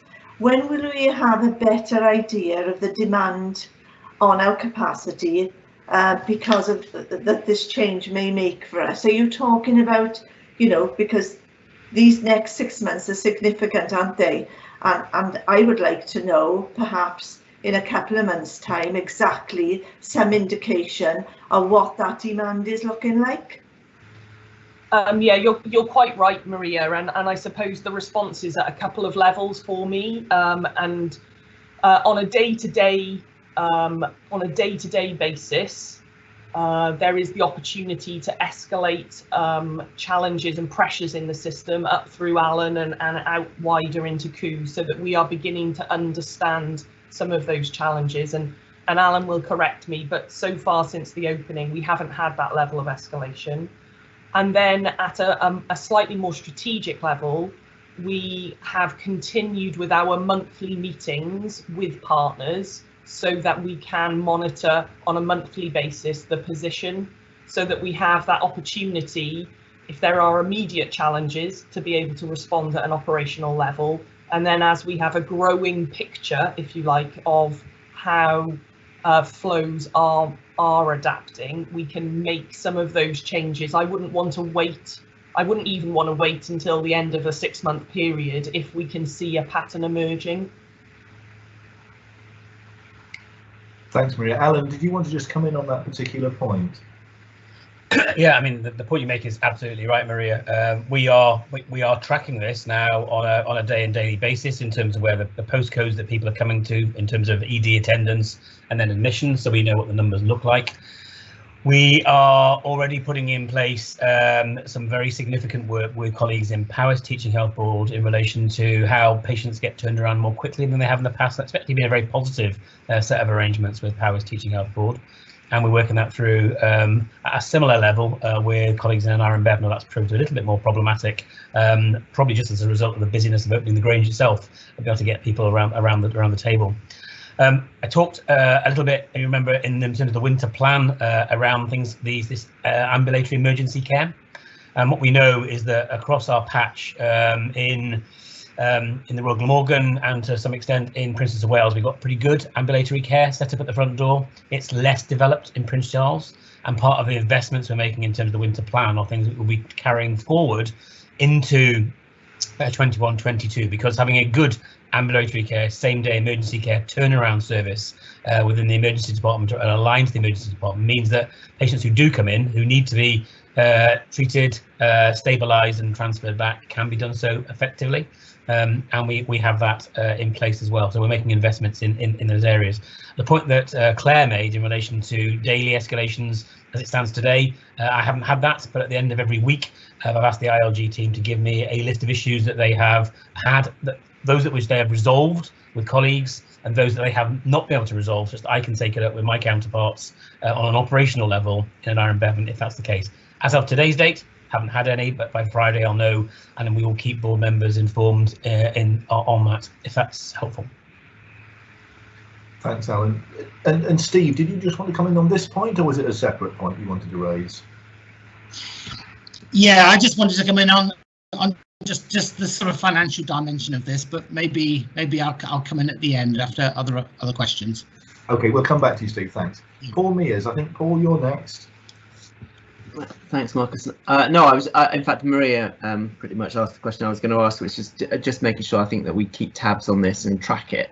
I think this has been, as you said at the introduction, Marcus, the planning for this has been a long time coming, and I think and obviously things shifted quite quickly towards the sort of the opening phase, partly driven by the COVID situation and the need to sort of get the facility open more quickly than had originally been planned. So I think the key thing is to keep the dialogue open with our colleagues in the neighbouring organisations and use, and in some ways it's easier almost to have that conversation when you're in the real world with the actual numbers, rather than probably in the planning when we've been in the planning processes, which was trying to think about and make assumptions about what might happen. We'll actually be able to do this from a position of actually having data about what's actually happening. So I think, you know, the more we can keep tabs on this, and as Alan said, just playing that back routinely through the board will be useful, I think. Thanks, Paul. Mel, we'll come to you next. Yeah, thank you, Chair. Claire, thank you for the update on this. One of the issues that I think is going to be key, because you mentioned about the community response, and I would, you know, over the next 6 months or so, I'm sure alongside the plan that we have, there is a communication strategy, I'm presuming, and I'm just sort of making a point. Obviously, it's going to be vitally important that we engage with the voluntary sector, obviously the unions and the Community Health Council, etc., etc. So I just like if we could have sort of a flavour of our communication strategy is going to work alongside the ongoing planning in relation to the impact of the Grange. Yeah, of course, Mel. The communication for this has been led by an Iron Bevan Health Board, because it is their population who will be potentially changing where they seek access to services. So it is that significant change of the opening of the Grange, or for us anyway, it's the significant change of the opening of the Grange and the impact that that has on Neville Hall Hospital and the changes to service provided there. And so an Iron Bevan have linked in with our communication team, and there has been extensive communications, leaflet drops, webinars, Facebook sessions to be able to share with the population what those changes are and where people should seek as of the 17th of November. The date has now passed, but as of the opening of the Grange, where they should travel. And we have contributed to that.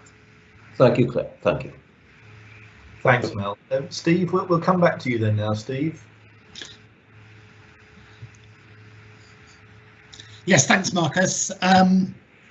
Yeah, it was just to sort of just give a sense of the sort of financial side of this for the board.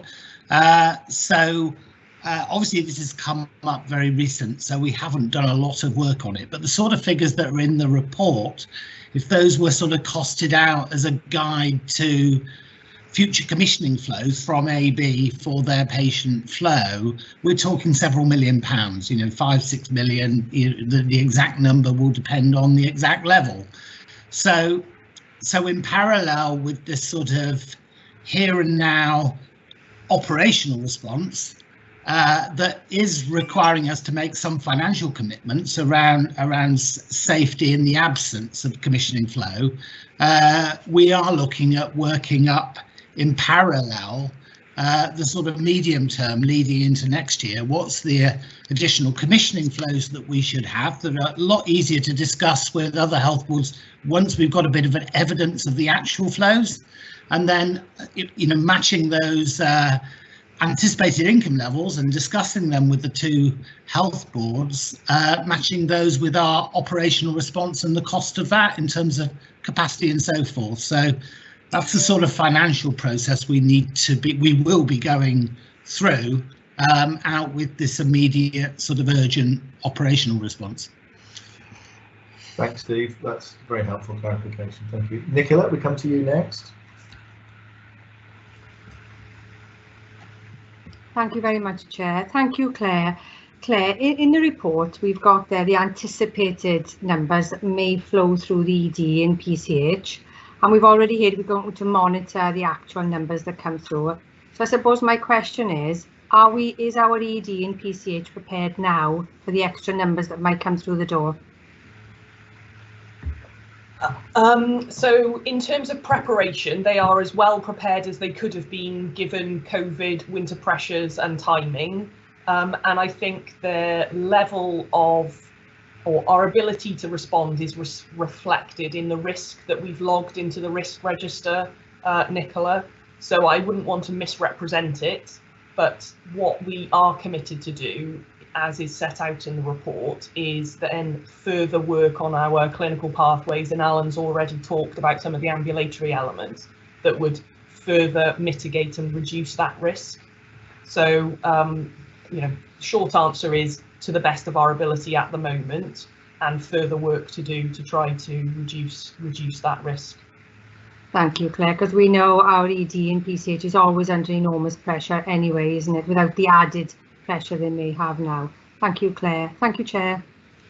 Thanks, Nick. I don't know, Alan, did you want to come in on that as well? Anything you wanted to add on that particular issue about current preparedness? The Abergavenny Wi-Fi let me down, so I've been frozen out for the last 3 minutes. I sort of got the first part of the question: were we prepared for the ED in PCH? And then I got to the end. Thank you, Claire, for that for the answer. So I don't quite know what happened in the middle. But I've been looking down the valley. We're closer to PCH and Abergavenny than we are the Grange, that's for sure. So the ED in PCH has been under quite considerable pressure, as have all EDs.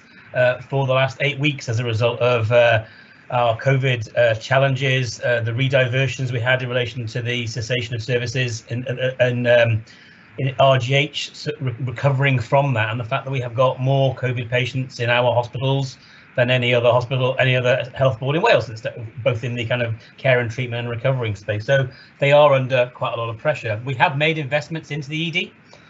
There are investments in there that are coming live now and will be coming live over the course of the next 4 months. So everyone in PCH is aware that this is happening. The numbers per day are relatively small. It's the cumulative effect of that in terms of bed days that's going to be the issue. The actual turnaround of patients within the ED is probably manageable. It's if we don't get the turnaround, if length of stay continues to increase and we can't repatriate patients back into an Iron Bevan or back into South Powys, that's when our system will become quite clogged up. So that's something we've got to keep absolute eye on. Thanks, Alan. Nick, did you want to come back on that? Yes, thank you, Chair. Alan, one thing I wanted to pick up on with regards to flow was previously we've heard that patients were waiting a long time for a COVID test before we could move them. Has there been any improvement on the amount of time they're waiting for that? Because obviously that impacts on flow both ways, doesn't it? You're absolutely right, Nicola, and it's something that I've been dealing with on a daily basis.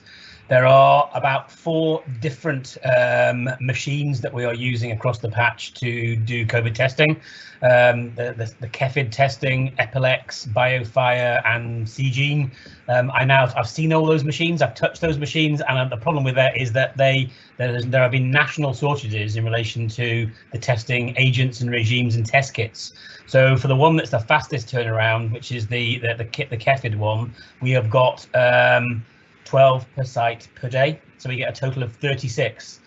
Every hospital in Wales is getting the same number, and last week they disproportionately sent quite a lot to the Grange. I understand that, Grange reopening, etc. So that has been the rate limiting factor, and that has absolutely caused us issues in relation to allocating patients to appropriate wards, because the last thing we want to do is have a patient who is COVID, may have COVID type symptoms, but is COVID negative going into a red ward, and vice versa. So yeah, you're absolutely right, it's a problem. Now, how are we resolving that? Well, we are increasing the number of machines. So there is a hot lab that's going to be run by Public Health Wales being established in Prince Charles, and similarly in POW. So we've actually got on-site presence to do those tests.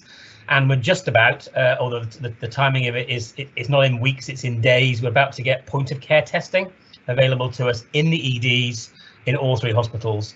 We're told that the sort of numbers of tests that we'll be able to do are about, again, between 10 and 12 a day, but that's kind of doubling our fast turnaround time. And the turnaround times on the point of care testing are in the order of an hour max. So there is light at the end of this particular tunnel, but the point you make is absolutely right. It has been one of the biggest significant issues in terms of ambulance handover delays, patient delays in terms of getting to the right place over the course of the last 8 weeks. And we've escalated it right up to Welsh Government level, and the view has been as the view has. So we've been managing with that. I have to say the virology department in RGH and that which is supported by Swansea have been working their little socks off to try to make this as appropriate as possible, speeding results down from sort of tests down from PCH to labs overnight and so on and so forth. So a lot of thanks to the people that have been working there, because they really have been working under a lot of pressure to do it. So I'd say a bit of light, Nicola, at the end of the tunnel, if we can get these point of care testing machines in place, as I say, in days, not in weeks. That's great. Thank you, Alan, because obviously it does affect our communities, because our ambulance need to be freed up to respond to our communities. And thank you very much, Alan. Thank you, Chair. Thanks, Nick. That's very helpful. I can't see any more questions, colleagues. So can I thank you particularly, Claire, for this very, very helpful paper. You quite rightly predicted that there would be a lot of questions, and there were. It's lovely, I think, that to have problems associated with what I think must be, is it the first complete hospital built in Wales this century? Is that right? Anyway, it's certainly a major improvement of services for the people of Gwent, in which we celebrate. But of course, we need to deal with any consequences for ourselves. Thank you very much indeed. I'm going to take just one more item before we have another quick break. So item 6.6, Claire, whilst you're still on the screen, over to you. Thank you, Chair. I'm on a roll. So we have the, and Alan will be joining me again shortly, as ever. You only get the pair of us, it's never one or other. So the Integrated Performance Dashboard. I just think it's important, before we get into the detail, to remind ourselves of the purpose of this report. And it is very much to hold up a mirror to the organisation so that we can better understand the impact of the work that we're delivering, and then also to shape the future actions for the coming, weeks, months, and potentially years. And it really is that, so what are we going to do, and what are we doing, that I know that we've all been craving to have further detail on.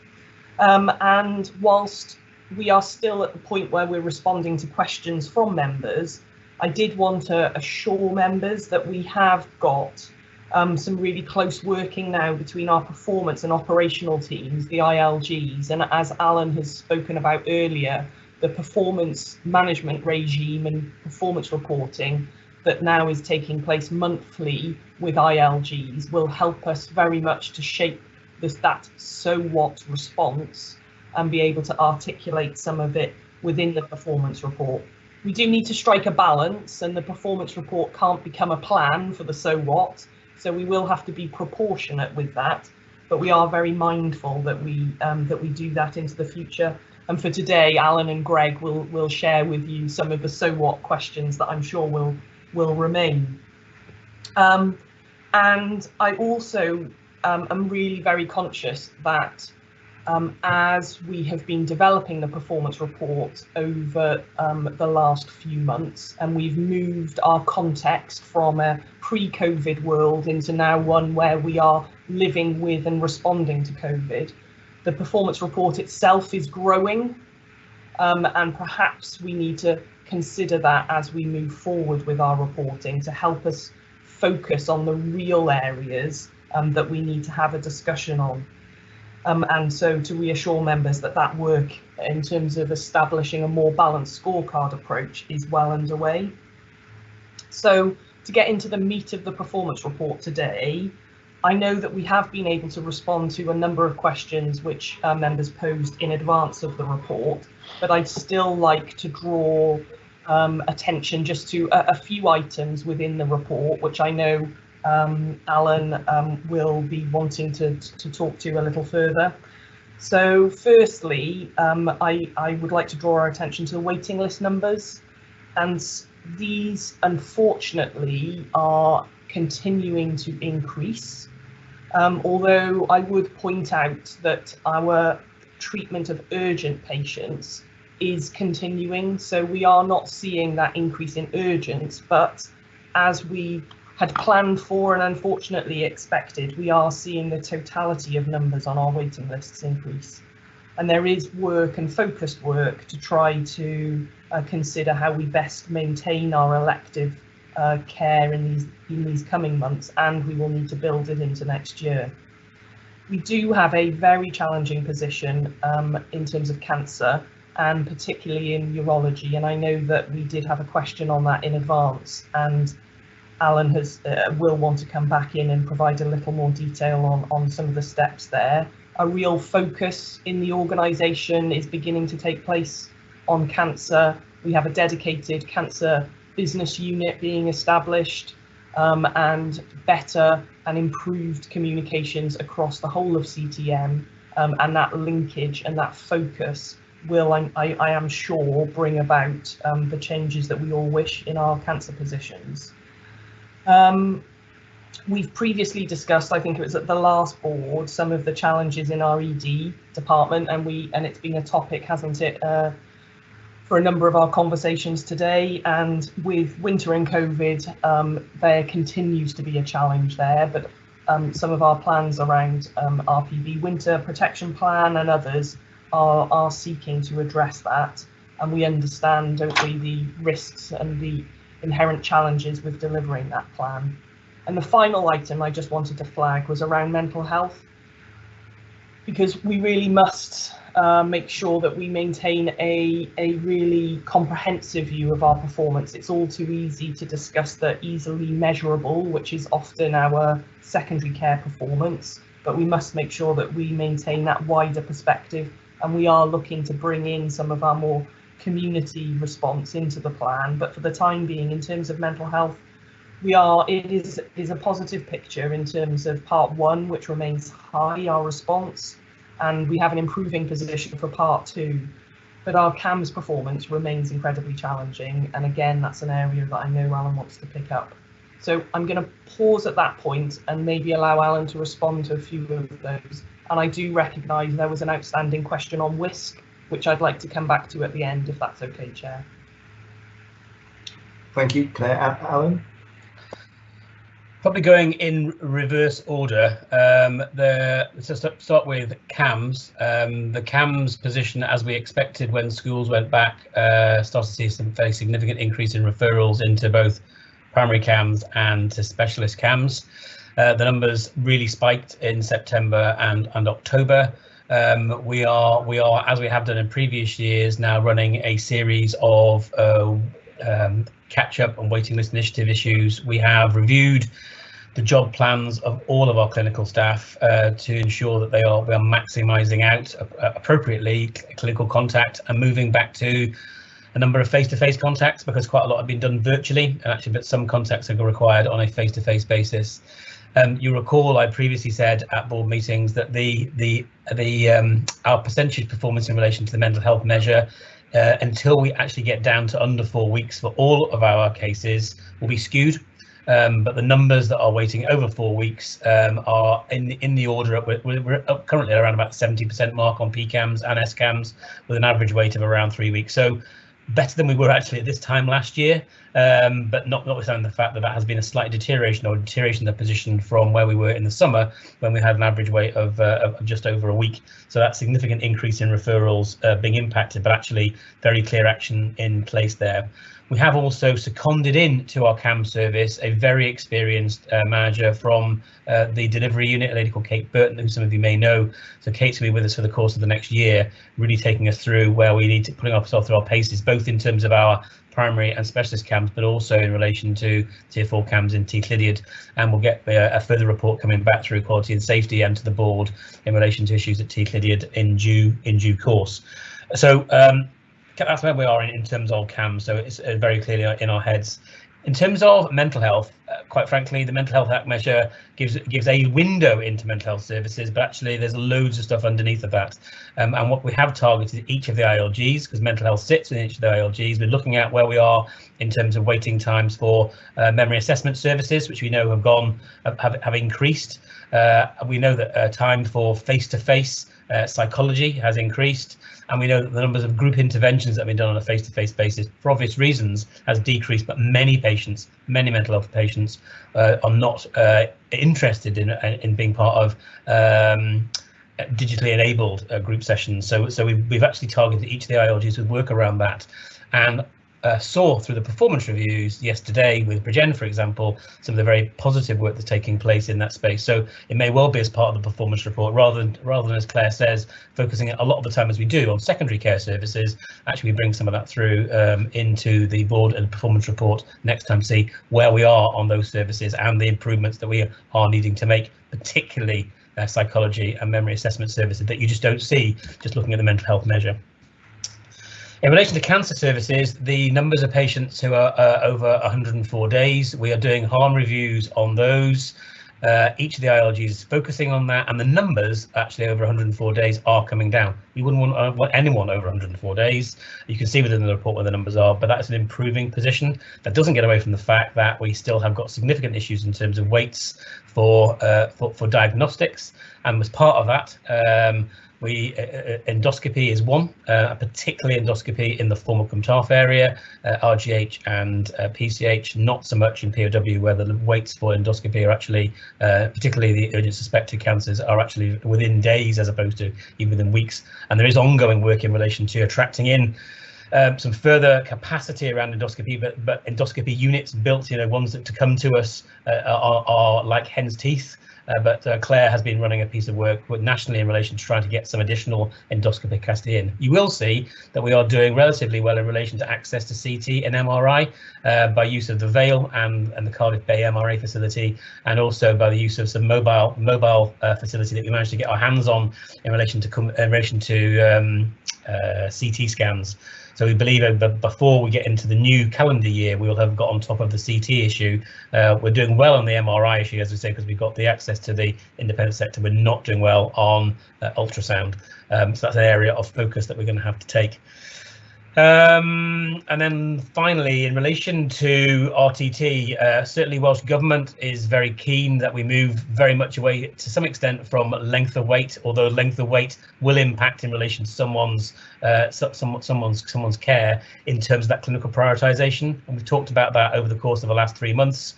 A lot of work has been done in relation to prioritising on a clinical basis.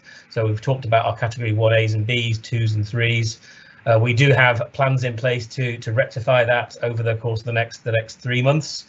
Clearly, that is impacted upon when we have had the significant COVID issues that we had, both in PCH, RGH and POW, where we've had to eat into our green islands in order to sustain work. So therefore, we saw cessation of quite a lot of work in PCH over the last 4 weeks, cessation in RGH for a couple of weeks, and then back on again, and a slight POW. So I think probably what we need to do next time in terms of the performance report is bring back a little bit more detail around the 1s, 2s and 3s, and as we had said before, what we intend to do for those people who are at stage 4, category 4, in terms of alternate pathways in that space.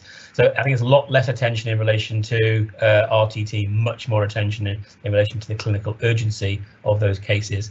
We have employed some additional resource to work with us, some expertise around planned care, working with each of the ILGs to maximise out what we can do within our green islands and maximising out what we can do within the independent sector.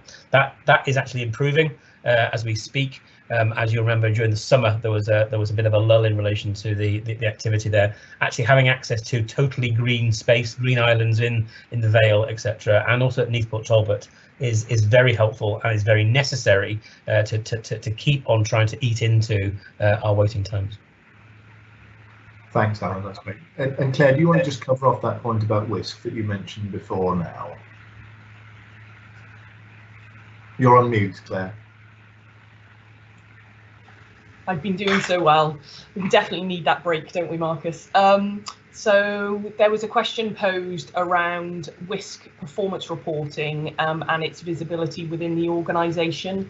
And I will remind members, this was prior to me taking up the post, but we did used to report the WISC position through the integrated performance report. The last time we did that was in February this year. Now, as a consequence of COVID, members will recall that information flows between organisations and into Welsh Government was suspended.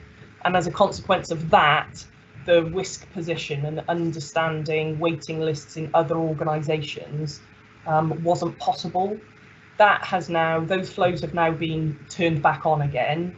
And whilst we've had some interim reports from WISC, we are looking at, as part of our revised performance management arrangements, how we best present that information to the right committees, present it appropriately within the organisation, and then also at a health board level. The commissioning and performance teams have committed to making sure that we present the picture at our January board, although it may not be integrated into the performance report at that point. Thanks, Claire. Paul Mears, we'll come to you next. Thanks, Marcus. I was just going to say, further to Alan's point really about the elective side of things, I mean, I think, we do need to recognise that we have a significant challenge there, and obviously the COVID situation has seen some real issues for us over the past few months, and you've only got to look at the over 52-week waiters and see how quickly they're increasing on a monthly basis. Every month that goes by adds several hundred people to that list. I just thought actually, as Alan said, we've got Stuart, who is come to do some work with us on trying to look at this and see what we can do over the next 6 months or so.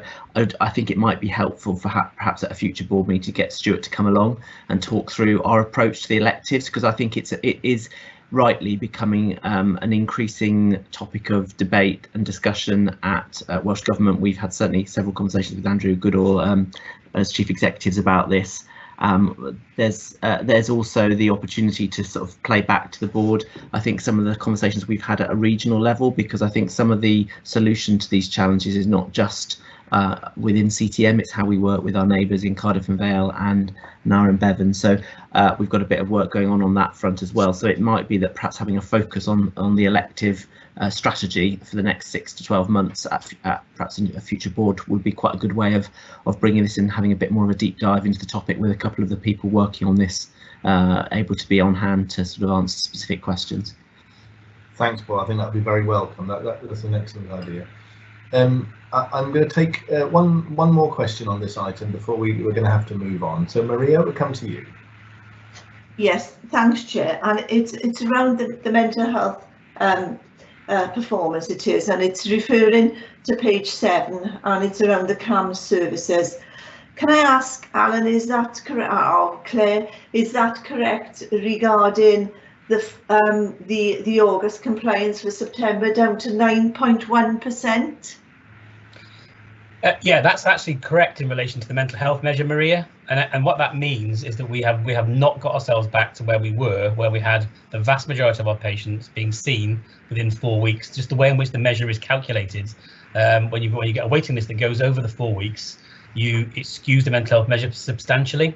So it is always going to be a situation where that fluctuates until we get 90% of our patients being seen within 4 weeks.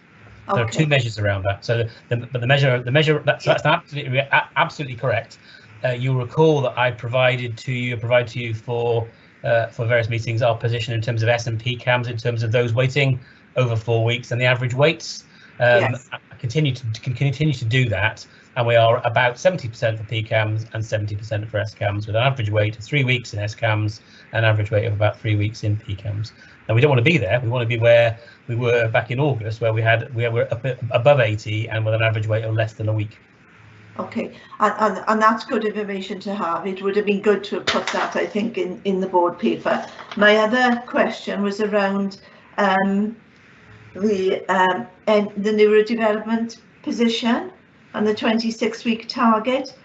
What's planned now, Alan, in respect to improving this situation? There's a lot of work going on nationally, and there is a significant work going on across health boards.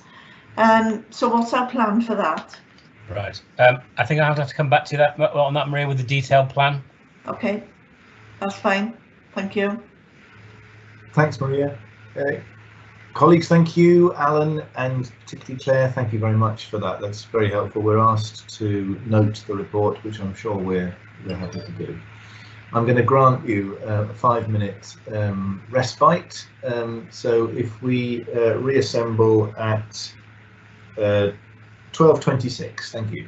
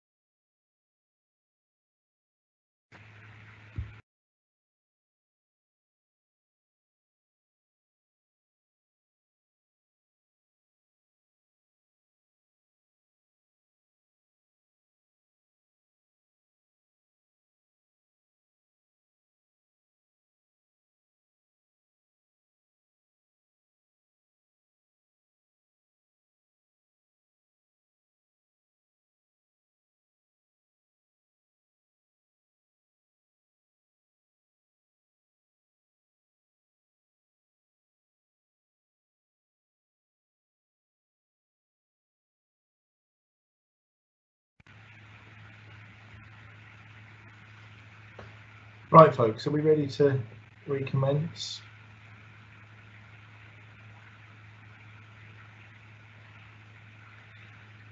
Colleagues, thank you for that short break. We'll press on then with the remaining items on the agenda, and I think we come now to item 6.7, which is the committee highlight reports, and very helpful to have the report from People and Culture Committee and some particular items for alert and escalation to the board. Jane, as chair of the committee, perhaps you would like to say a few words on this, please. Thank you. Indeed, thank you, Chair. As you've already observed, there are some matters that we wish to alert the board to and have escalated thereby in what is a beautifully succinct report. I've already alluded to our concerns around workforce matters, both in terms of the number of vacancies and how do we go about filling them. And we've also noted in the report that we've had some really successful overseas recruitment campaigns, which are helping to alleviate that issue, but not solve it completely. It's one with which we continue to struggle, but also is an issue which affects the whole of the UK. We've also flagged the issue around a number of other workforce metrics areas, many of which have actually been ongoing concerns for the board for some time. For example, statutory and mandatory training rates.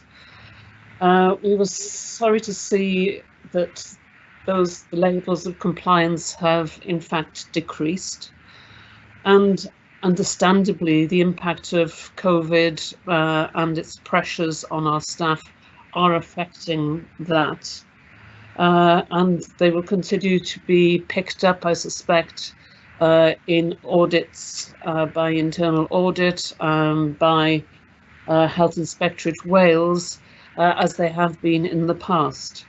The team are looking at how this can be remedied, and can we actually do things in a more intelligent and sensitive way, which will help us really focus on the people who actually really do need to do things, and indeed on different ways of delivery now that we can't really use classroom-based training. So those are the areas of real concern. We really wanted to highlight also the work around values and behaviours. We've had the launch, and we're actually seeing, particularly on the staff Facebook, a lot of celebration of people who are actually evidencing in their day-to-day work the values and behaviours we want to see, and that is really to be commended.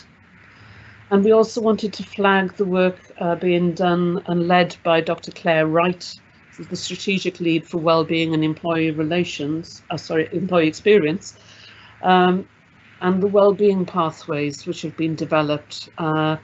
Really important work given the pressures that are on our staff, their worries, their concerns, and indeed fear during this COVID outbreak. And tremendous work being done there, really significant innovation going on there, and we wanted to bring that specifically to the board's attention. So I think those are the particular points I wanted to draw out. Thank you. Jane, thank you very much, and that's very, very helpful for the board, I think, to have these brought very so clearly to our attention. Howell, did you want to say anything in relation to any of those items? Thanks, Marcus, and you'd be pleased to know that the drilling next door has momentarily stopped anyway.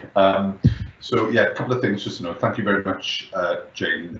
Just on overseas recruitment, obviously we've got further plans to recruit from overseas now over the coming weeks and months, and we're working very closely with Steve and his team in terms of making sure the accommodation aspects of that are are picked up. It's quite challenging actually at the moment to find the level of accommodation that we need to accommodate our overseas nurses. Just on staff and man training then, just the work that Jane mentioned there are a couple of levels to that. It's a bit of an issue that we haven't cracked for a little while, and I think, you know, it's really about time we got to grips with that properly now. So those aspects are ensuring that the ESR is actually intuitive and easy to use, because that has hindered us, I think, in terms of previous progress. But as Jane mentioned, also making sure we're sensible of what we're asking people to do, and making sure we're not repeating training unnecessarily, really. So there's some significant work happening there. And while Jane is quite right that compliance has dipped at the moment, quite understandably due to COVID, there are some things that are very much within our control that we can do, and just wanted to give the board the assurance really that we are doing those and completing those actions, and they should and will start to make an impact on rates over time. Thanks, Harold, that's helpful.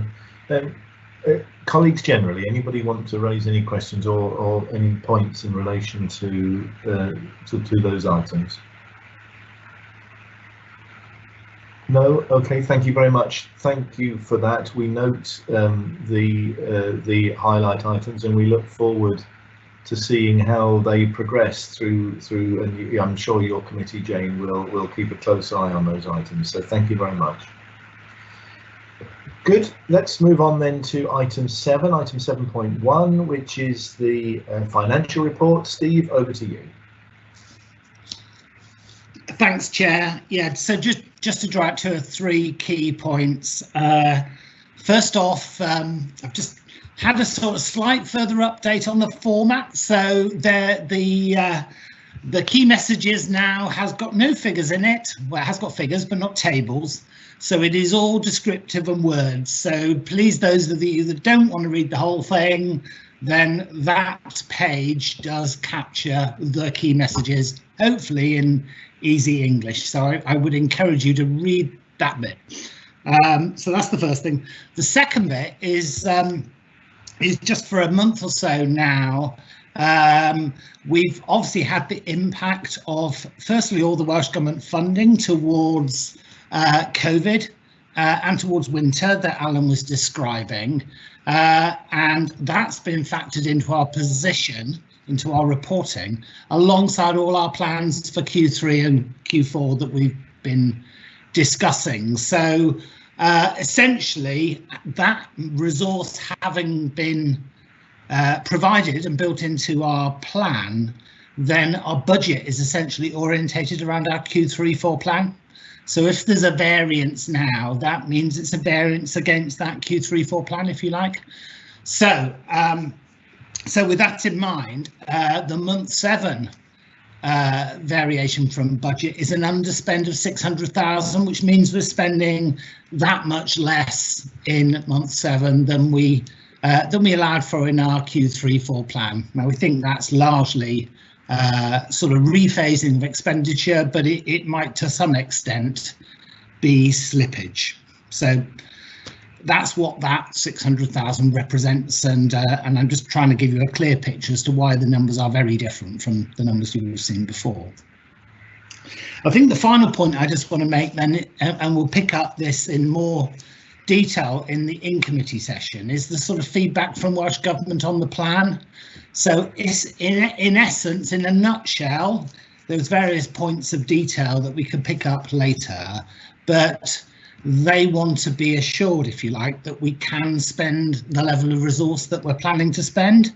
Because if we couldn't, you know, there's other health boards, there's a wider public sector out there. There's other ways in which that resource could be deployed. So what they don't want, and I don't think we would want, would be for us to plan to spend resource and then not be able to do that, and that mean that resource wasn't spent at all anywhere. So they've asked us to have another look at our Q3-4 plan and to assure ourselves that we can utilise that resource, and if there's an element that we can't, to return it so it can be used elsewhere. So we're partway through that process, but that's what we'll pick up in the in-committee session. So that's all I wanted to flag, Marcus, but obviously take any questions. Steve, thank you very much, and very clear and helpful report. And I guess a number of us are still trying to get used to this brave new world where money has new meaning. Any questions or observations from colleagues? We're going to come back to some of this, I think, in the next meeting. But anything anybody wanted to raise at this stage? No, I can't see any questions. So Steve, thank you very much. That's very helpful indeed. We'll move on then, colleagues, to item 7.2, the Brexit update. Now there's a topic we haven't said much about for a little while, isn't it? But I'm sure Claire will put us to rights. Thank you, Claire. Thank you, Chair. I get all the great topics, don't I, through this board meeting. So Brexit. Just a few things to say, really, and draw members' attention in the paper to section 3 in particular. A lot of the Brexit preparedness is being run at an all-Wales level, and the coordination began again in earnest in September. I'm the executive lead and have been joining the fortnightly SRO meetings. Much of the work is being undertaken, particularly for the NHS, with our key partners, as in the NHS Shared Services Partnership and other of our national bodies taking a lead. We have ensured that our internal groups have recommenced, although virtually at the moment, in terms of using Teams. And they are covering the topics around pharmaceutical supplies, medical supplies, any employment issues, and then obviously reciprocal healthcare arrangements for our population travelling to Europe and vice versa. I would assure members that the planning that has been undertaken across NHS Wales and across Welsh Government in totality has been based upon an assumed no deal position, and so whilst we still do not have that clarity on what a deal, if there is to be one, will emerge from the talks that I'm sure were supposed to finish many weeks ago but still haven't, that actually our planning is based on a no deal position, and the risk that is cited on our health board risk register is based on that no deal position, so a risk score of 16. And as any emerging consequences and impact of any deal that is struck across a UK-wide level, our groups will reassess that risk and mitigate accordingly. So it was a very brief one from myself, Chair. Claire, thank you very much. Any comments or questions on that item, colleagues? No, I can't see anybody raising their hand. So Claire, thank you very much. That's very helpful. Item 8, a few items there for information and noting. The WISC Joint Committee briefings for October and November are there, together with the Shared Services Partnership Committee Assurance Report from September, and also the annual Ombudsman report, which I think makes very important and interesting reading for us too. So those are all there for information and noting. I'm not aware of any other business, item 9, unless anybody has anything they particularly want to raise now, then we will draw the meeting to a close. The date and time of the next meeting is the 28th of January of 2021, as it will be. So rwy'n dod a cyfarfod o'r bwrdd iechyd I ben, a hoffwn I ddiolchi bawb sydd wedi ymuno a ni a gwylio cyfarfod heddiw. I bring the meeting to a close and extend a warm thanks to all those who have joined and observed the meeting today. Thank you very much. We have an in-committee session of the board, which is due to start at 1 o'clock. So colleagues, you've got a few minutes to stretch your legs before we recommence at 1 o'clock. I think we're asked to disconnect from this and then reconnect to the new meeting at 1 o'clock. Thank you all very much indeed. Thank you.